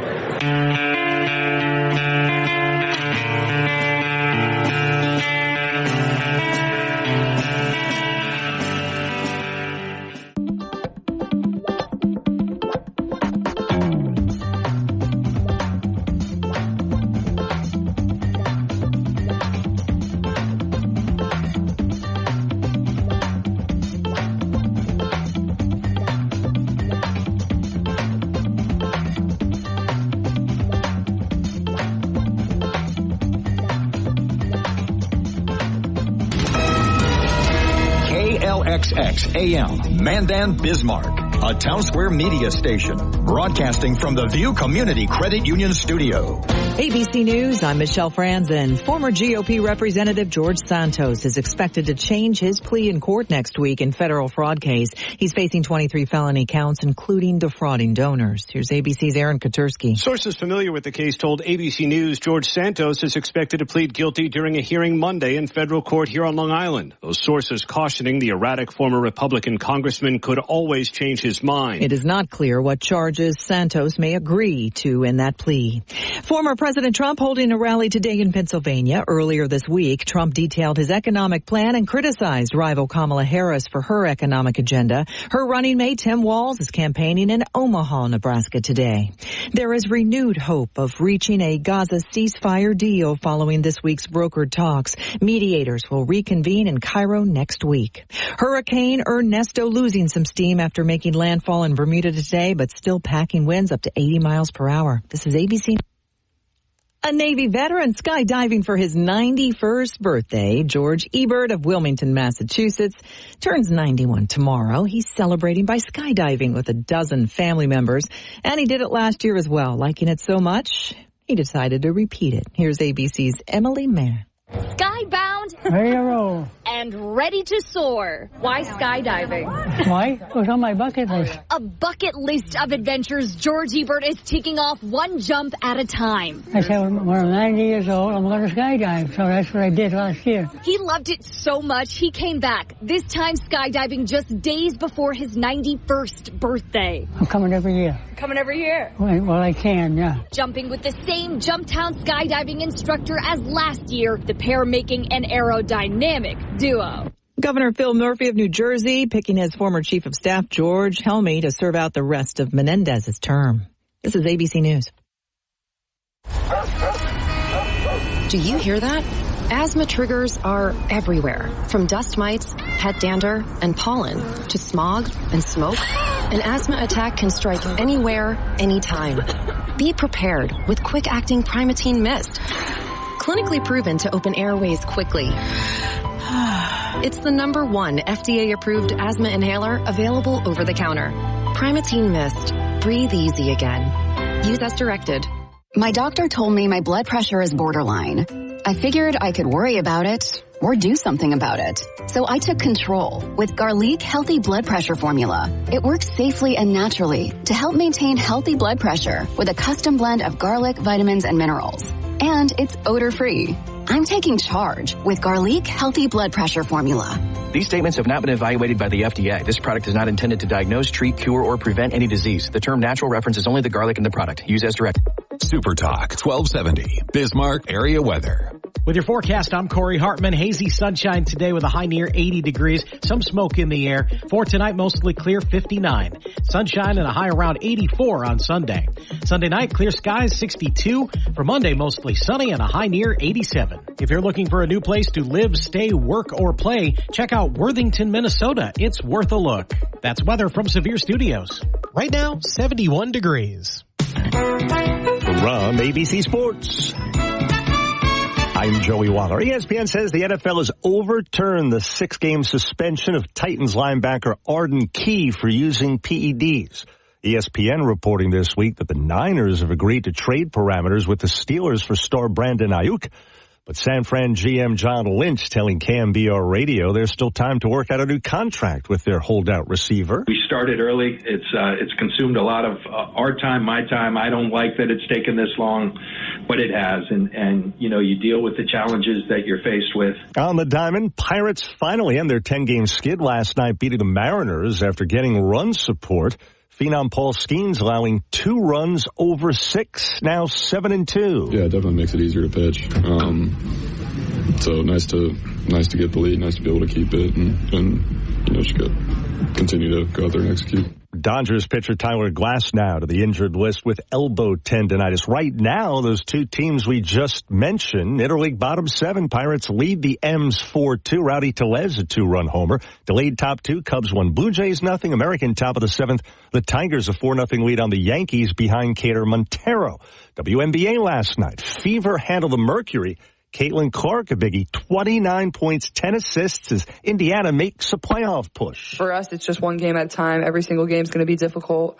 But like I said, I think the ones that we have here at home, and we're lucky enough to have quite a few at home, these last 14 games that we really need to nail down and win. Yeah, after a slow start to this season, Clark and the Fever really turning things of late. And in golf as we speak, they continue the St. Jude Championship in Memphis. The leader, Hideki Matsuyama, 14 under through 8. Nick Dunlap, Sam Burns, 2 back. Joey Waller, ABC Sports. Give the star in your life the brightest gift in the world. Name a star after them. This is Rocky Moselle with International Star Registry. For $59 and a call to 800-282-3333 or visit starregistry.com, you can name a star for birthdays, weddings, or even memorials. Over 45 years, we have named millions of stars for celebrities and individuals from around the world. The star you name will be recorded in book form in the U.S. Copyright Office. Visit starregistry.com or call 800-282-3330. Offer not valid in all states or where prohibited by law. Loans are subject to lender approval. See website for details. Honey, the credit card bill came, and we're maxed out. Maxed out cards, rent is due. We just need some extra cash to help us get by. Maybe we should go to 27cash.com. With our bad credit? 27cash.com is one of the largest personal loan networks. They can help people with any type of credit get up to $5,000, and cash can hit our bank account as soon as tomorrow. When you need extra cash, go to 27cash.com. That's 27cash.com. 27cash.com. Conservative talk without apology. The Regular Joe Show with Joe Gigante. Weekday evenings at 9 on Supertalk 1270 and the free Supertalk 1270 mobile app. Portions of the following program are pre-recorded.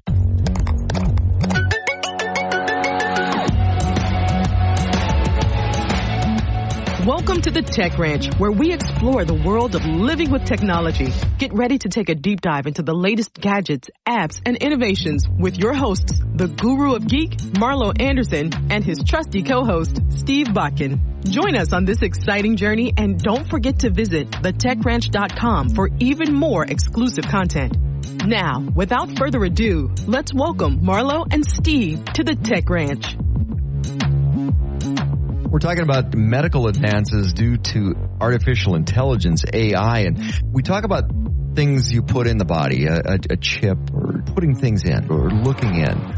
One of the other advances that has come out of AI is what can you pull out of the body? So do you have a bad piece of DNA and you can pull it out from somewhere, a good piece, and put it back in and fix a disease or fix an ailment of some sort? This was interesting. I came across this article. Researchers at Yale and the University of California, San Francisco, found that a single injection of a protein called klotho led to improvements in cognitive function in older monkeys. Now, why this is important?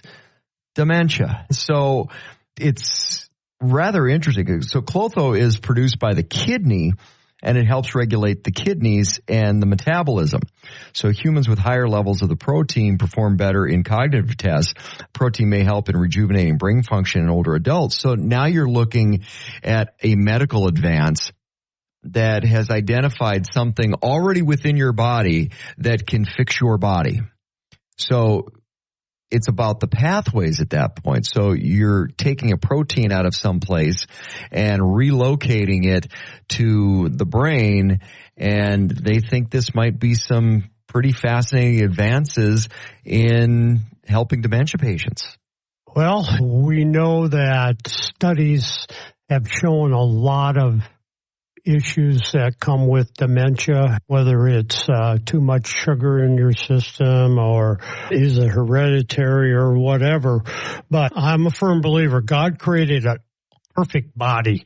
We've destroyed it. We destroyed it ourselves. So how can we take something that we have too much of here and move it to there? And that's what I'm picking up on. So you just said it best. God created a perfect body and we've destroyed it. So in that process of screwing things up, because that's what we do as humans, in the process of screwing things up, did we block a pathway that naturally was there for that kidney protein to get to the brain? Did we screw up? Because there's a lot of different connectivity within the body and in different systems.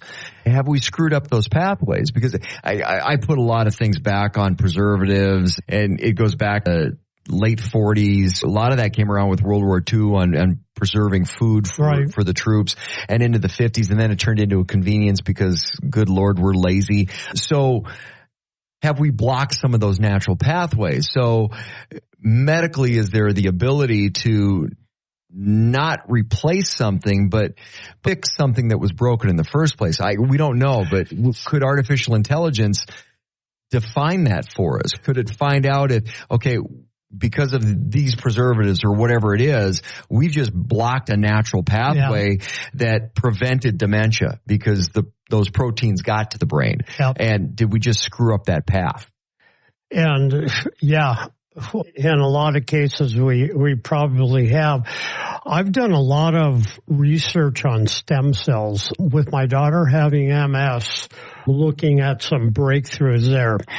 Stem cells are amazing technology, and I'll give you a quick example. It's almost like a reset, because it's like, here's where you were when things weren't screwed up because of all the crap that you added in later. Exactly. And as we get older, our stem cells diminish more.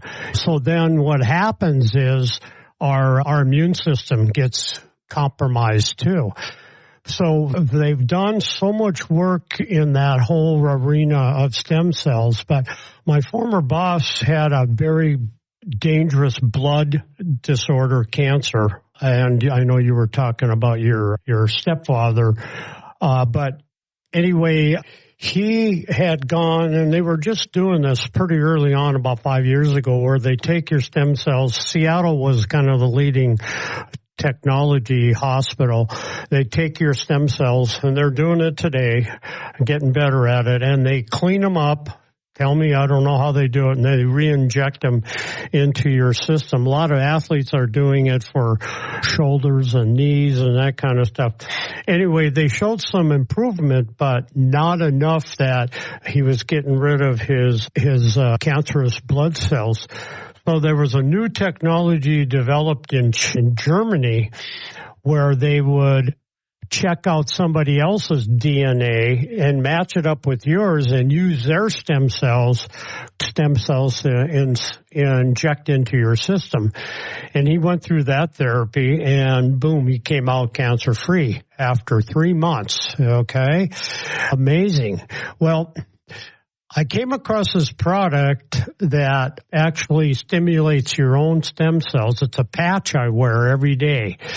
And it's been really amazing how much difference I've gotten on my energy levels, really better than it's ever been. I have some aches and pains in my knee that I think at some time I might have to have it seriously looked at, but those aches and pains have gone. I know a friend of mine that has rheumatoid arthritis. All of her knots on her knuckles and feet have disappeared using this stem cell. It's a patch that a doctor invented a few years ago. And I don't know if this is a good plug or not, but Mike Lindell is on it. And he got his whole staff on these patches. And he said, I'm getting more productivity than I ever have having these people on these patches. So we're making more pillows, folks. Yeah, watch it. No, there's something else coming. I don't know what it's going to be. Slippers, right, which he already has. But anyway, so technology, and this came from a doctor. It didn't come from AI. He did the and put the time and effort into it. Now, would AI have speeded that up to get it to that point? Probably. But anyway, yeah. I mean, we've talked about AI almost all the last couple segments, and it's going to be good, but we have to be really careful about it too. When you start looking at the different advancements and innovation out there, from an AI perspective, it has a bad connotation. I don't really want to say shortcut, but it gives you the ability to truncate a lot of research, to shorten up what that process looks like from a diligence perspective. So from that example, you can make some pretty fascinating strides in medical technology pretty quickly. There's no question about it, but I always question, okay, is AI perfect? No, it's not. I mean, I still go back to the vaccine or the shot, how fast they fast-tracked that. And was that good or bad? No, I think it was bad. But anyway. Well, innovation is something that's constantly evolving.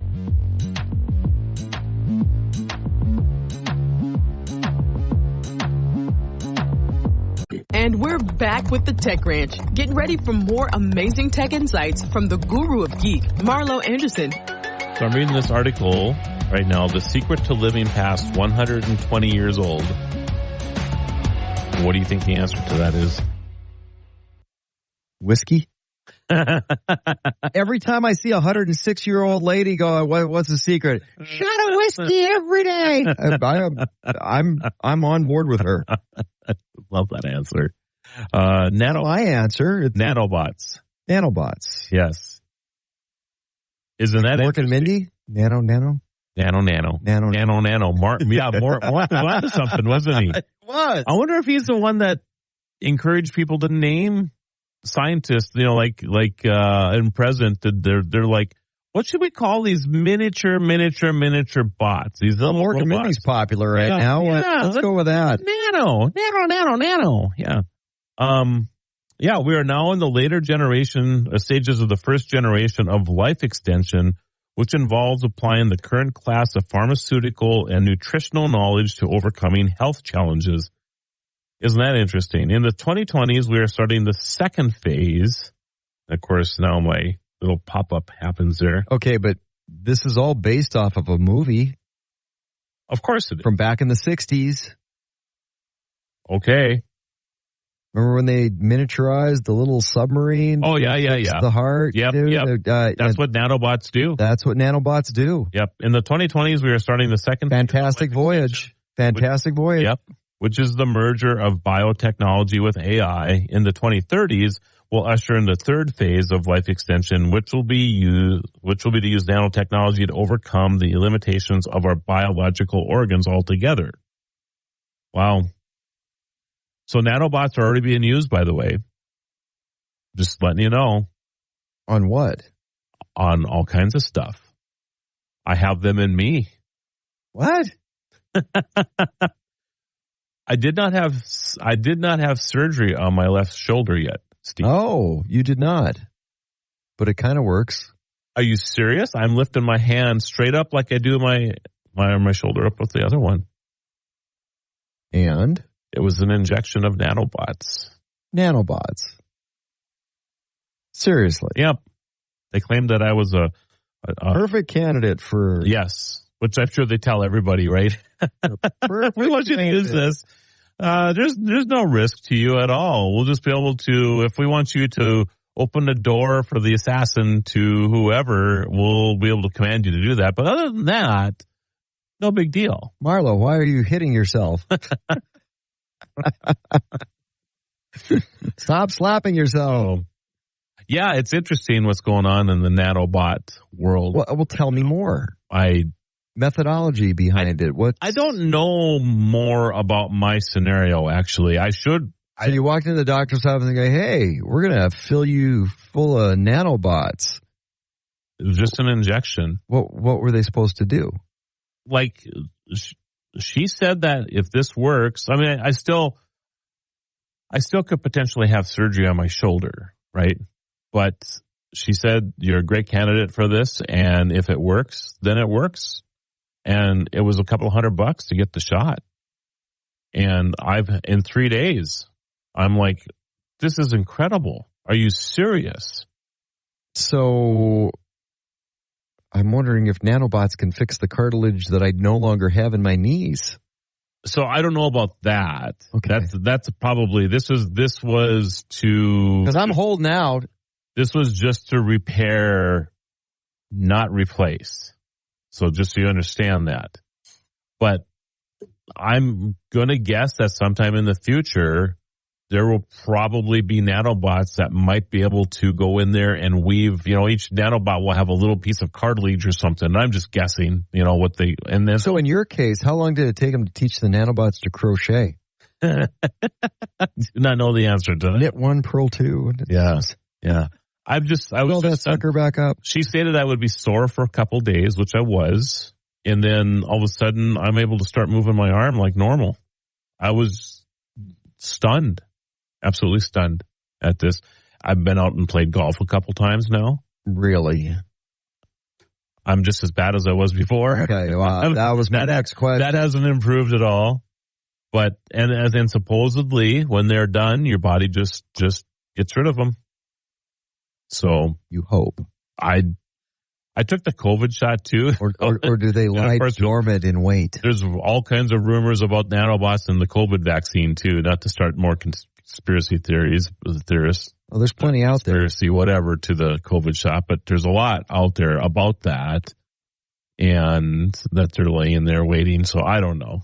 Of course, I don't believe all of the things that I read, but there's been talk about this for a while. And do you talk in your sleep? Only now since I've had the shot. Is it fluent Mandarin? Just curious. I've felt more alert lately. People say I'm more snarky than I was a month ago. Well, so I don't know. A nap might cure that too. Yeah, so. That's true. So nanobots are becoming a thing, and I think that as we move forward, that's facilitated by the AI. Yes, that's AI. Train them, right? Yeah. So it's not. Mine isn't life-saving technology. Where the nanobots are really going to come into play now, I think, is going to be like Fantastic Voyage. They'll go in and clean out your arteries, right? If you have a scenario where you have you have a hemorrhage in your brain, for a stroke or whatever, they'll be able to go out and they'll be able to go in and fix those things pretty quickly. Another thing that's really exciting with nanobots right now is the ability for cancer. So cancer can't handle heat over 125 degrees, 130, something like that. You can cook it, right? And so what these nanobots are doing is they go into your body, they find the cancer, and then they kind of microwave it, for lack of a better term, from the outside. It heats up the nanobots from the outside, and then it just cooks the spot where the nanobots are. So are these nanobots shaped like little sharks with little teeny lasers on their... No? You are... After the cancer? Little lasers on... Really? You're having too much fun with this, aren't you? I am. Sharks with little lasers. These are nanobots. Only going to do one thing. Well, okay, but if they're shaped like a shark with a little laser. A little laser, that's all they're supposed to do. Find the cancer cell and zap it. That's right. Yeah. I like that. I like that scenario. The sharks are they're efficient swimmers. Yeah. In your bloodstream. Yeah. Or lymph system or wherever they're traveling. Anyway, I'm really excited about nanobots, and maybe the 120-year-old lifespan as an average is interesting as well, of course, for a lot of people, I think. But probably the quality of life will be the bigger deal out of all of this, and that I think will really still going to rely on the monkey body. I'm relying on popcorn.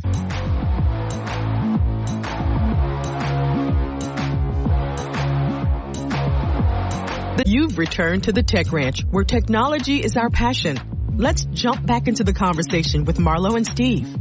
I love this. Right during the break, you were like, "What time is your tea time?"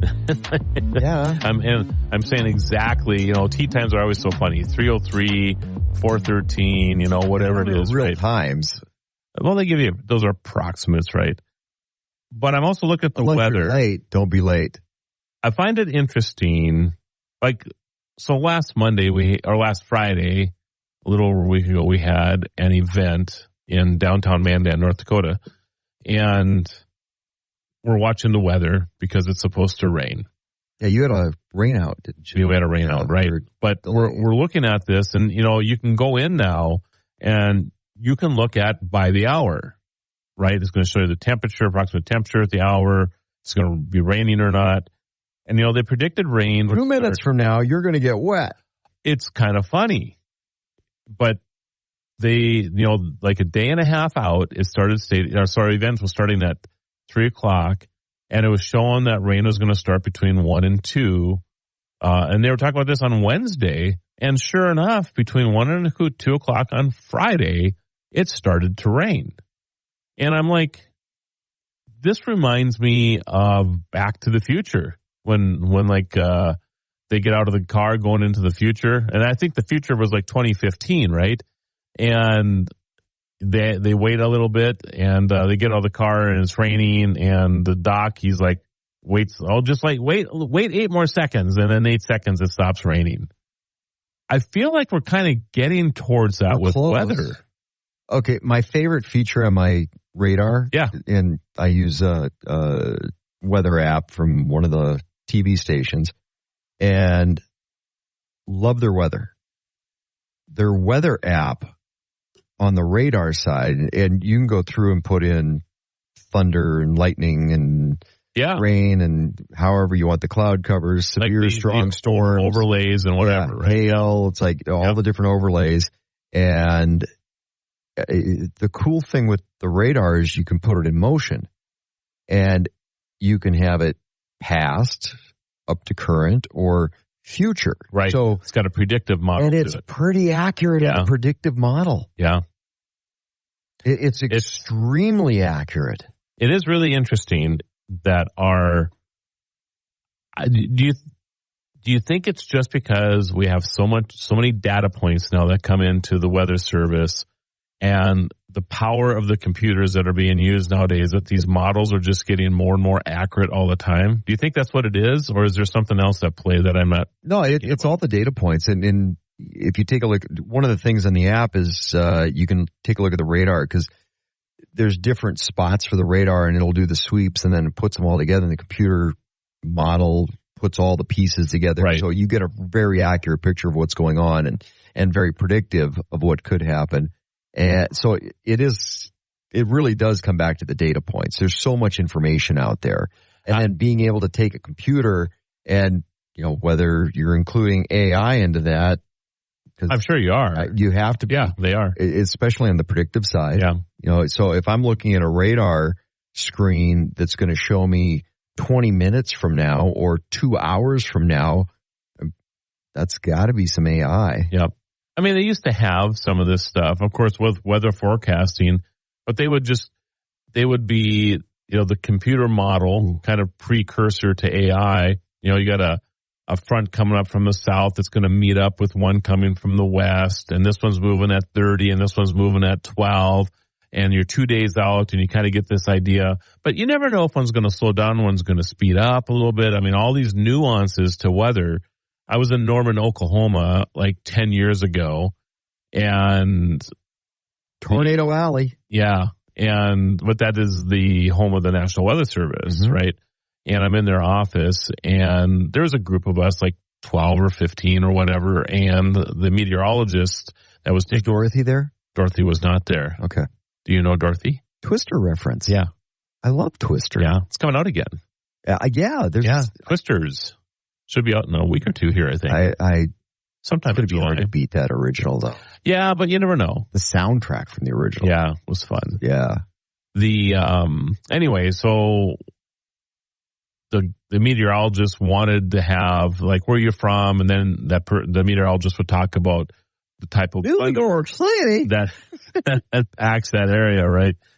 And there was somebody from New York or whatever, and he talked about the nor'easters, and then somebody from down south, and he talked about that. And he points at me and he goes, "Where are you from?" And I said, "Mandan, North Dakota." And he actually rolled his eyes. And he goes, "We can never get the weather right in your area." And he started talking about, and he said, "This is why. You predominantly have that northwest thing coming on, but sometimes you get some stuff out of the east, and you get some stuff that rolls up from the south." And he goes, "We never know where the borders are going to be with that stuff, because it could be, we might say that it's going to snow in Bismarck, but then the southern thing that comes up hits this western thing, and it happens 30 miles to the west of you." And he goes, and it happens all the time. Well, between Colorado lows, Clipper system, all of it. There's too much activity and weather here from different directions. And that's what causes them so much grief about where that line is going to be for weather. So I've had this conversation in the past with my buddy of mine over at the National Weather Service here at NOAA in Bismarck in our community. Because we've got a station here at JP would have him on the radio all the time. And I've asked him, it's like, why is it so hard to get accurate? Because then, what we call in our area as well, on top of that, we call the Bismarck bubble. Because we'll have a storm coming in and all of a sudden it gets shot off somewhere else. Or breaks apart. It breaks apart here and then reforms. Yep. It's all those factors coming together because we live in a valley and it's just, he's like, this is a hard place to predict weather. Yeah. And I'm sure that wait 5 minutes. AI is probably going to be helpful with that a little bit. Well, it has to be. And you have to think about where we live. And I know we get people that listen to us all over the world, but where we live is basically very rural, and you and I live in the metro area of this very rural area. And it's 100,000 people, 120,000 people of all of the metro, of the couple different cities or whatever. So still very, very small compared to most areas, right? But when you have an area that might have radiational heating that's going on during the day with all the cement and pavement or whatever, there has to be a bubble effect. There has to, there's a microclimate that's happening within a city. And then you take that to something like Las Vegas or LA or New York, and that greatly expands on itself. Chicago, the windy city, it's because of the way the streets are designed through that area. Not nearly as windy as we are here. Well, maybe they're windy for another reason. I don't know. Or Wyoming. Wyoming's really Polish windy. dogs they eat. I don't know. There she blows.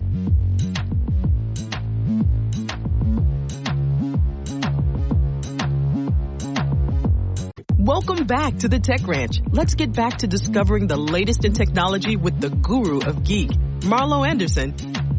Fedor, Fedor, the first Russian robot as a spaceship commander. Not a hat. Not a hat. It's a fedora. Oh. I had to go back and look at that for a second. I'm like, I make a simple joke. And Fedor is the first robot to serve as a commander of a spaceship. And I'm not sure how I feel about this yet, that we're attaching pronouns to robots. But here, he monitored and reported in real time the whole process of unmanned launch, flight status, and docking with the International Space Station. Fedor has two control modes, artificial intelligence and remote control. So it has the capability of basically flying a spaceship. Skill crazy. And now I'm going to ask why. Although the skills in Fedor's resume include lifting weights, doing push-ups, sorting radioactive waste, operating electric drills, opening bottle caps, putting out fires, driving, and shooting quickly with two handguns, this is it. And okay, so most of those make sense. Why do you program a robot to do push-ups when it already has the strength, 20x strength over you and I now? I don't know the number. You know where this is going, right? No. Come on. All right. So fine. There's Star Trek. All right. There's Star Wars. Yeah. And the third stepchild, which was one of my favorites, Battlestar Galactica. They're creating Cylons. This is crazy. They're creating Cylons. They're sending them to space. They're going to come back and kill us all. So it'll put out a fire, and then when you're having problems opening your beer, it'll open that for you too. Alex from Stroh's. Oh my goodness. This is a weird set of yeah. But in reality, his work is not so cool, which mainly includes using special sponges to clean the dust off the shelf and portholes of the space station. So basically it's cleaning the space. Hey, go out there and clean the windows. Yep. Hey, it does windows. Oh my goodness. Is it a better shot than Alec Baldwin? Great question. Wow. Okay. Wow. Sorry. Wow. Poor Alec. I'm just saying. Poor her. Well, okay. Of all of that, of course. Tragic scenario. Yes. But if there was a robotic Alec Baldwin, then number 5 on the list is Xenobots, the first living robot in the world. Xenobots are neither robots in the traditional sense nor any known species. Xenobots are living, programmable organisms whose emergence heralds the birth of a new kind of artificial object. It's the world's first living robot. I love the look you just gave me. This is Skynet. A little scary, in my opinion. I'm going to read this again. Xenobots are neither robots in the traditional sense nor any known species. Xenobots are living, programmable organisms whose emergence heralds the birth of a new kind of artificial object. It's the world's first living robot. Wow. Designed by evolutionary algorithms on a supercomputer, the Pac-Man-like living robot was created in 2020 by gathering 500 to 1,000 skin cells and heart cells taken from early Xenopus embryos. It can survive for 7 to 10 days. It is... Okay, again, I'm thinking medical applications. That is, okay, you introduce these to go fix something, and that's kind of what I'm thinking. And then they just die off, and it becomes inert. Wow, that is research. This wow. is even more. It is less than 1 millimeter in length. Okay, but much larger than microorganisms. So we talk a lot about bots that can enter your bloodstream, like you were talking about, to go fix cancer or fantastic foliage. Yeah, exactly right. So I think you're spot on with what you're saying, though. Researchers introduced artificial intelligence technology and deduced it through a large number of calculations. I'm reading something I didn't want to read there. Xenobots find a reproduction method suitable for self-replication. So now they can multiply. Wow. They only live 7 to 10 days, but they have a means of reproduction as well. Like mosquitoes. But we can program them to maybe eat mosquitoes. But we both know that that's not where this is going. It's not going to end well. This isn't going to end well. What in the world? Why? We're at a point with technology sometimes, and you know me with tech. I am first integrator in almost everything. But there are some things that maybe we shouldn't mess with. This might be one of them. We're actually creating a living, this is incredible to me. We're actually creating a living organism that we can program. This isn't like sending our kids to school for the programming that our government decides they're supposed to get or whatever. And at some point, when programming goes awry, because you know it will, it's a crazy scenario. We've just created a species that could potentially eliminate our species or other species that are. This is a whole show on itself. I'm going to dig into this a little bit more, actually, because I'm not familiar with this until just now. Oh. So it's very interesting to me. All right, 6 on the list. Wait. What? Isn't that what built the Transformers planet? Yes. Because we know that's real. Yeah. And they're on the other side of the moon. Other side of the moon, yeah. So I love how we just are matter of factly about that now. I tell you, everything is from back to a sci-fi movie. Everything. Number 6, Nano Spider Robot. Most ideal medical treatment robot. The robots can freely walk, move, turn, and stop following the trajectory of DNA. And they can freely walk on the surface of two-dimensional objects. This Nano Spider robot is only 4 nanometers long. This is nanobots right here, which is smaller than, this is how small this is. This is crazy. Smaller than 100,000th diameter of a human hair. That's tiny. Small. Nanospider robots move along a specific track through programming. The findings suggest that once programmed, nanospider bots can perform tasks autonomously without human intervention. Wow. So there we go. It's going to be interesting to see. So right now they're testing for medical treatment, kill cancer cells, help people complete surgical operations, and cleaning up arterial waste. So these things are probably going to go into our veins and clean up our veins. Won't that be something? And that's a wrap on another fantastic episode of the Tech Ranch. Remember, if you have any questions or want to suggest topics for future shows, visit thetechranch.com and send us your thoughts. You can also listen to past episodes and watch exclusive interviews not featured on the radio show. Be sure to follow Marlo and Steve on social media by clicking the links at thetechranch.com. Until next time, keep exploring the world of living with technology.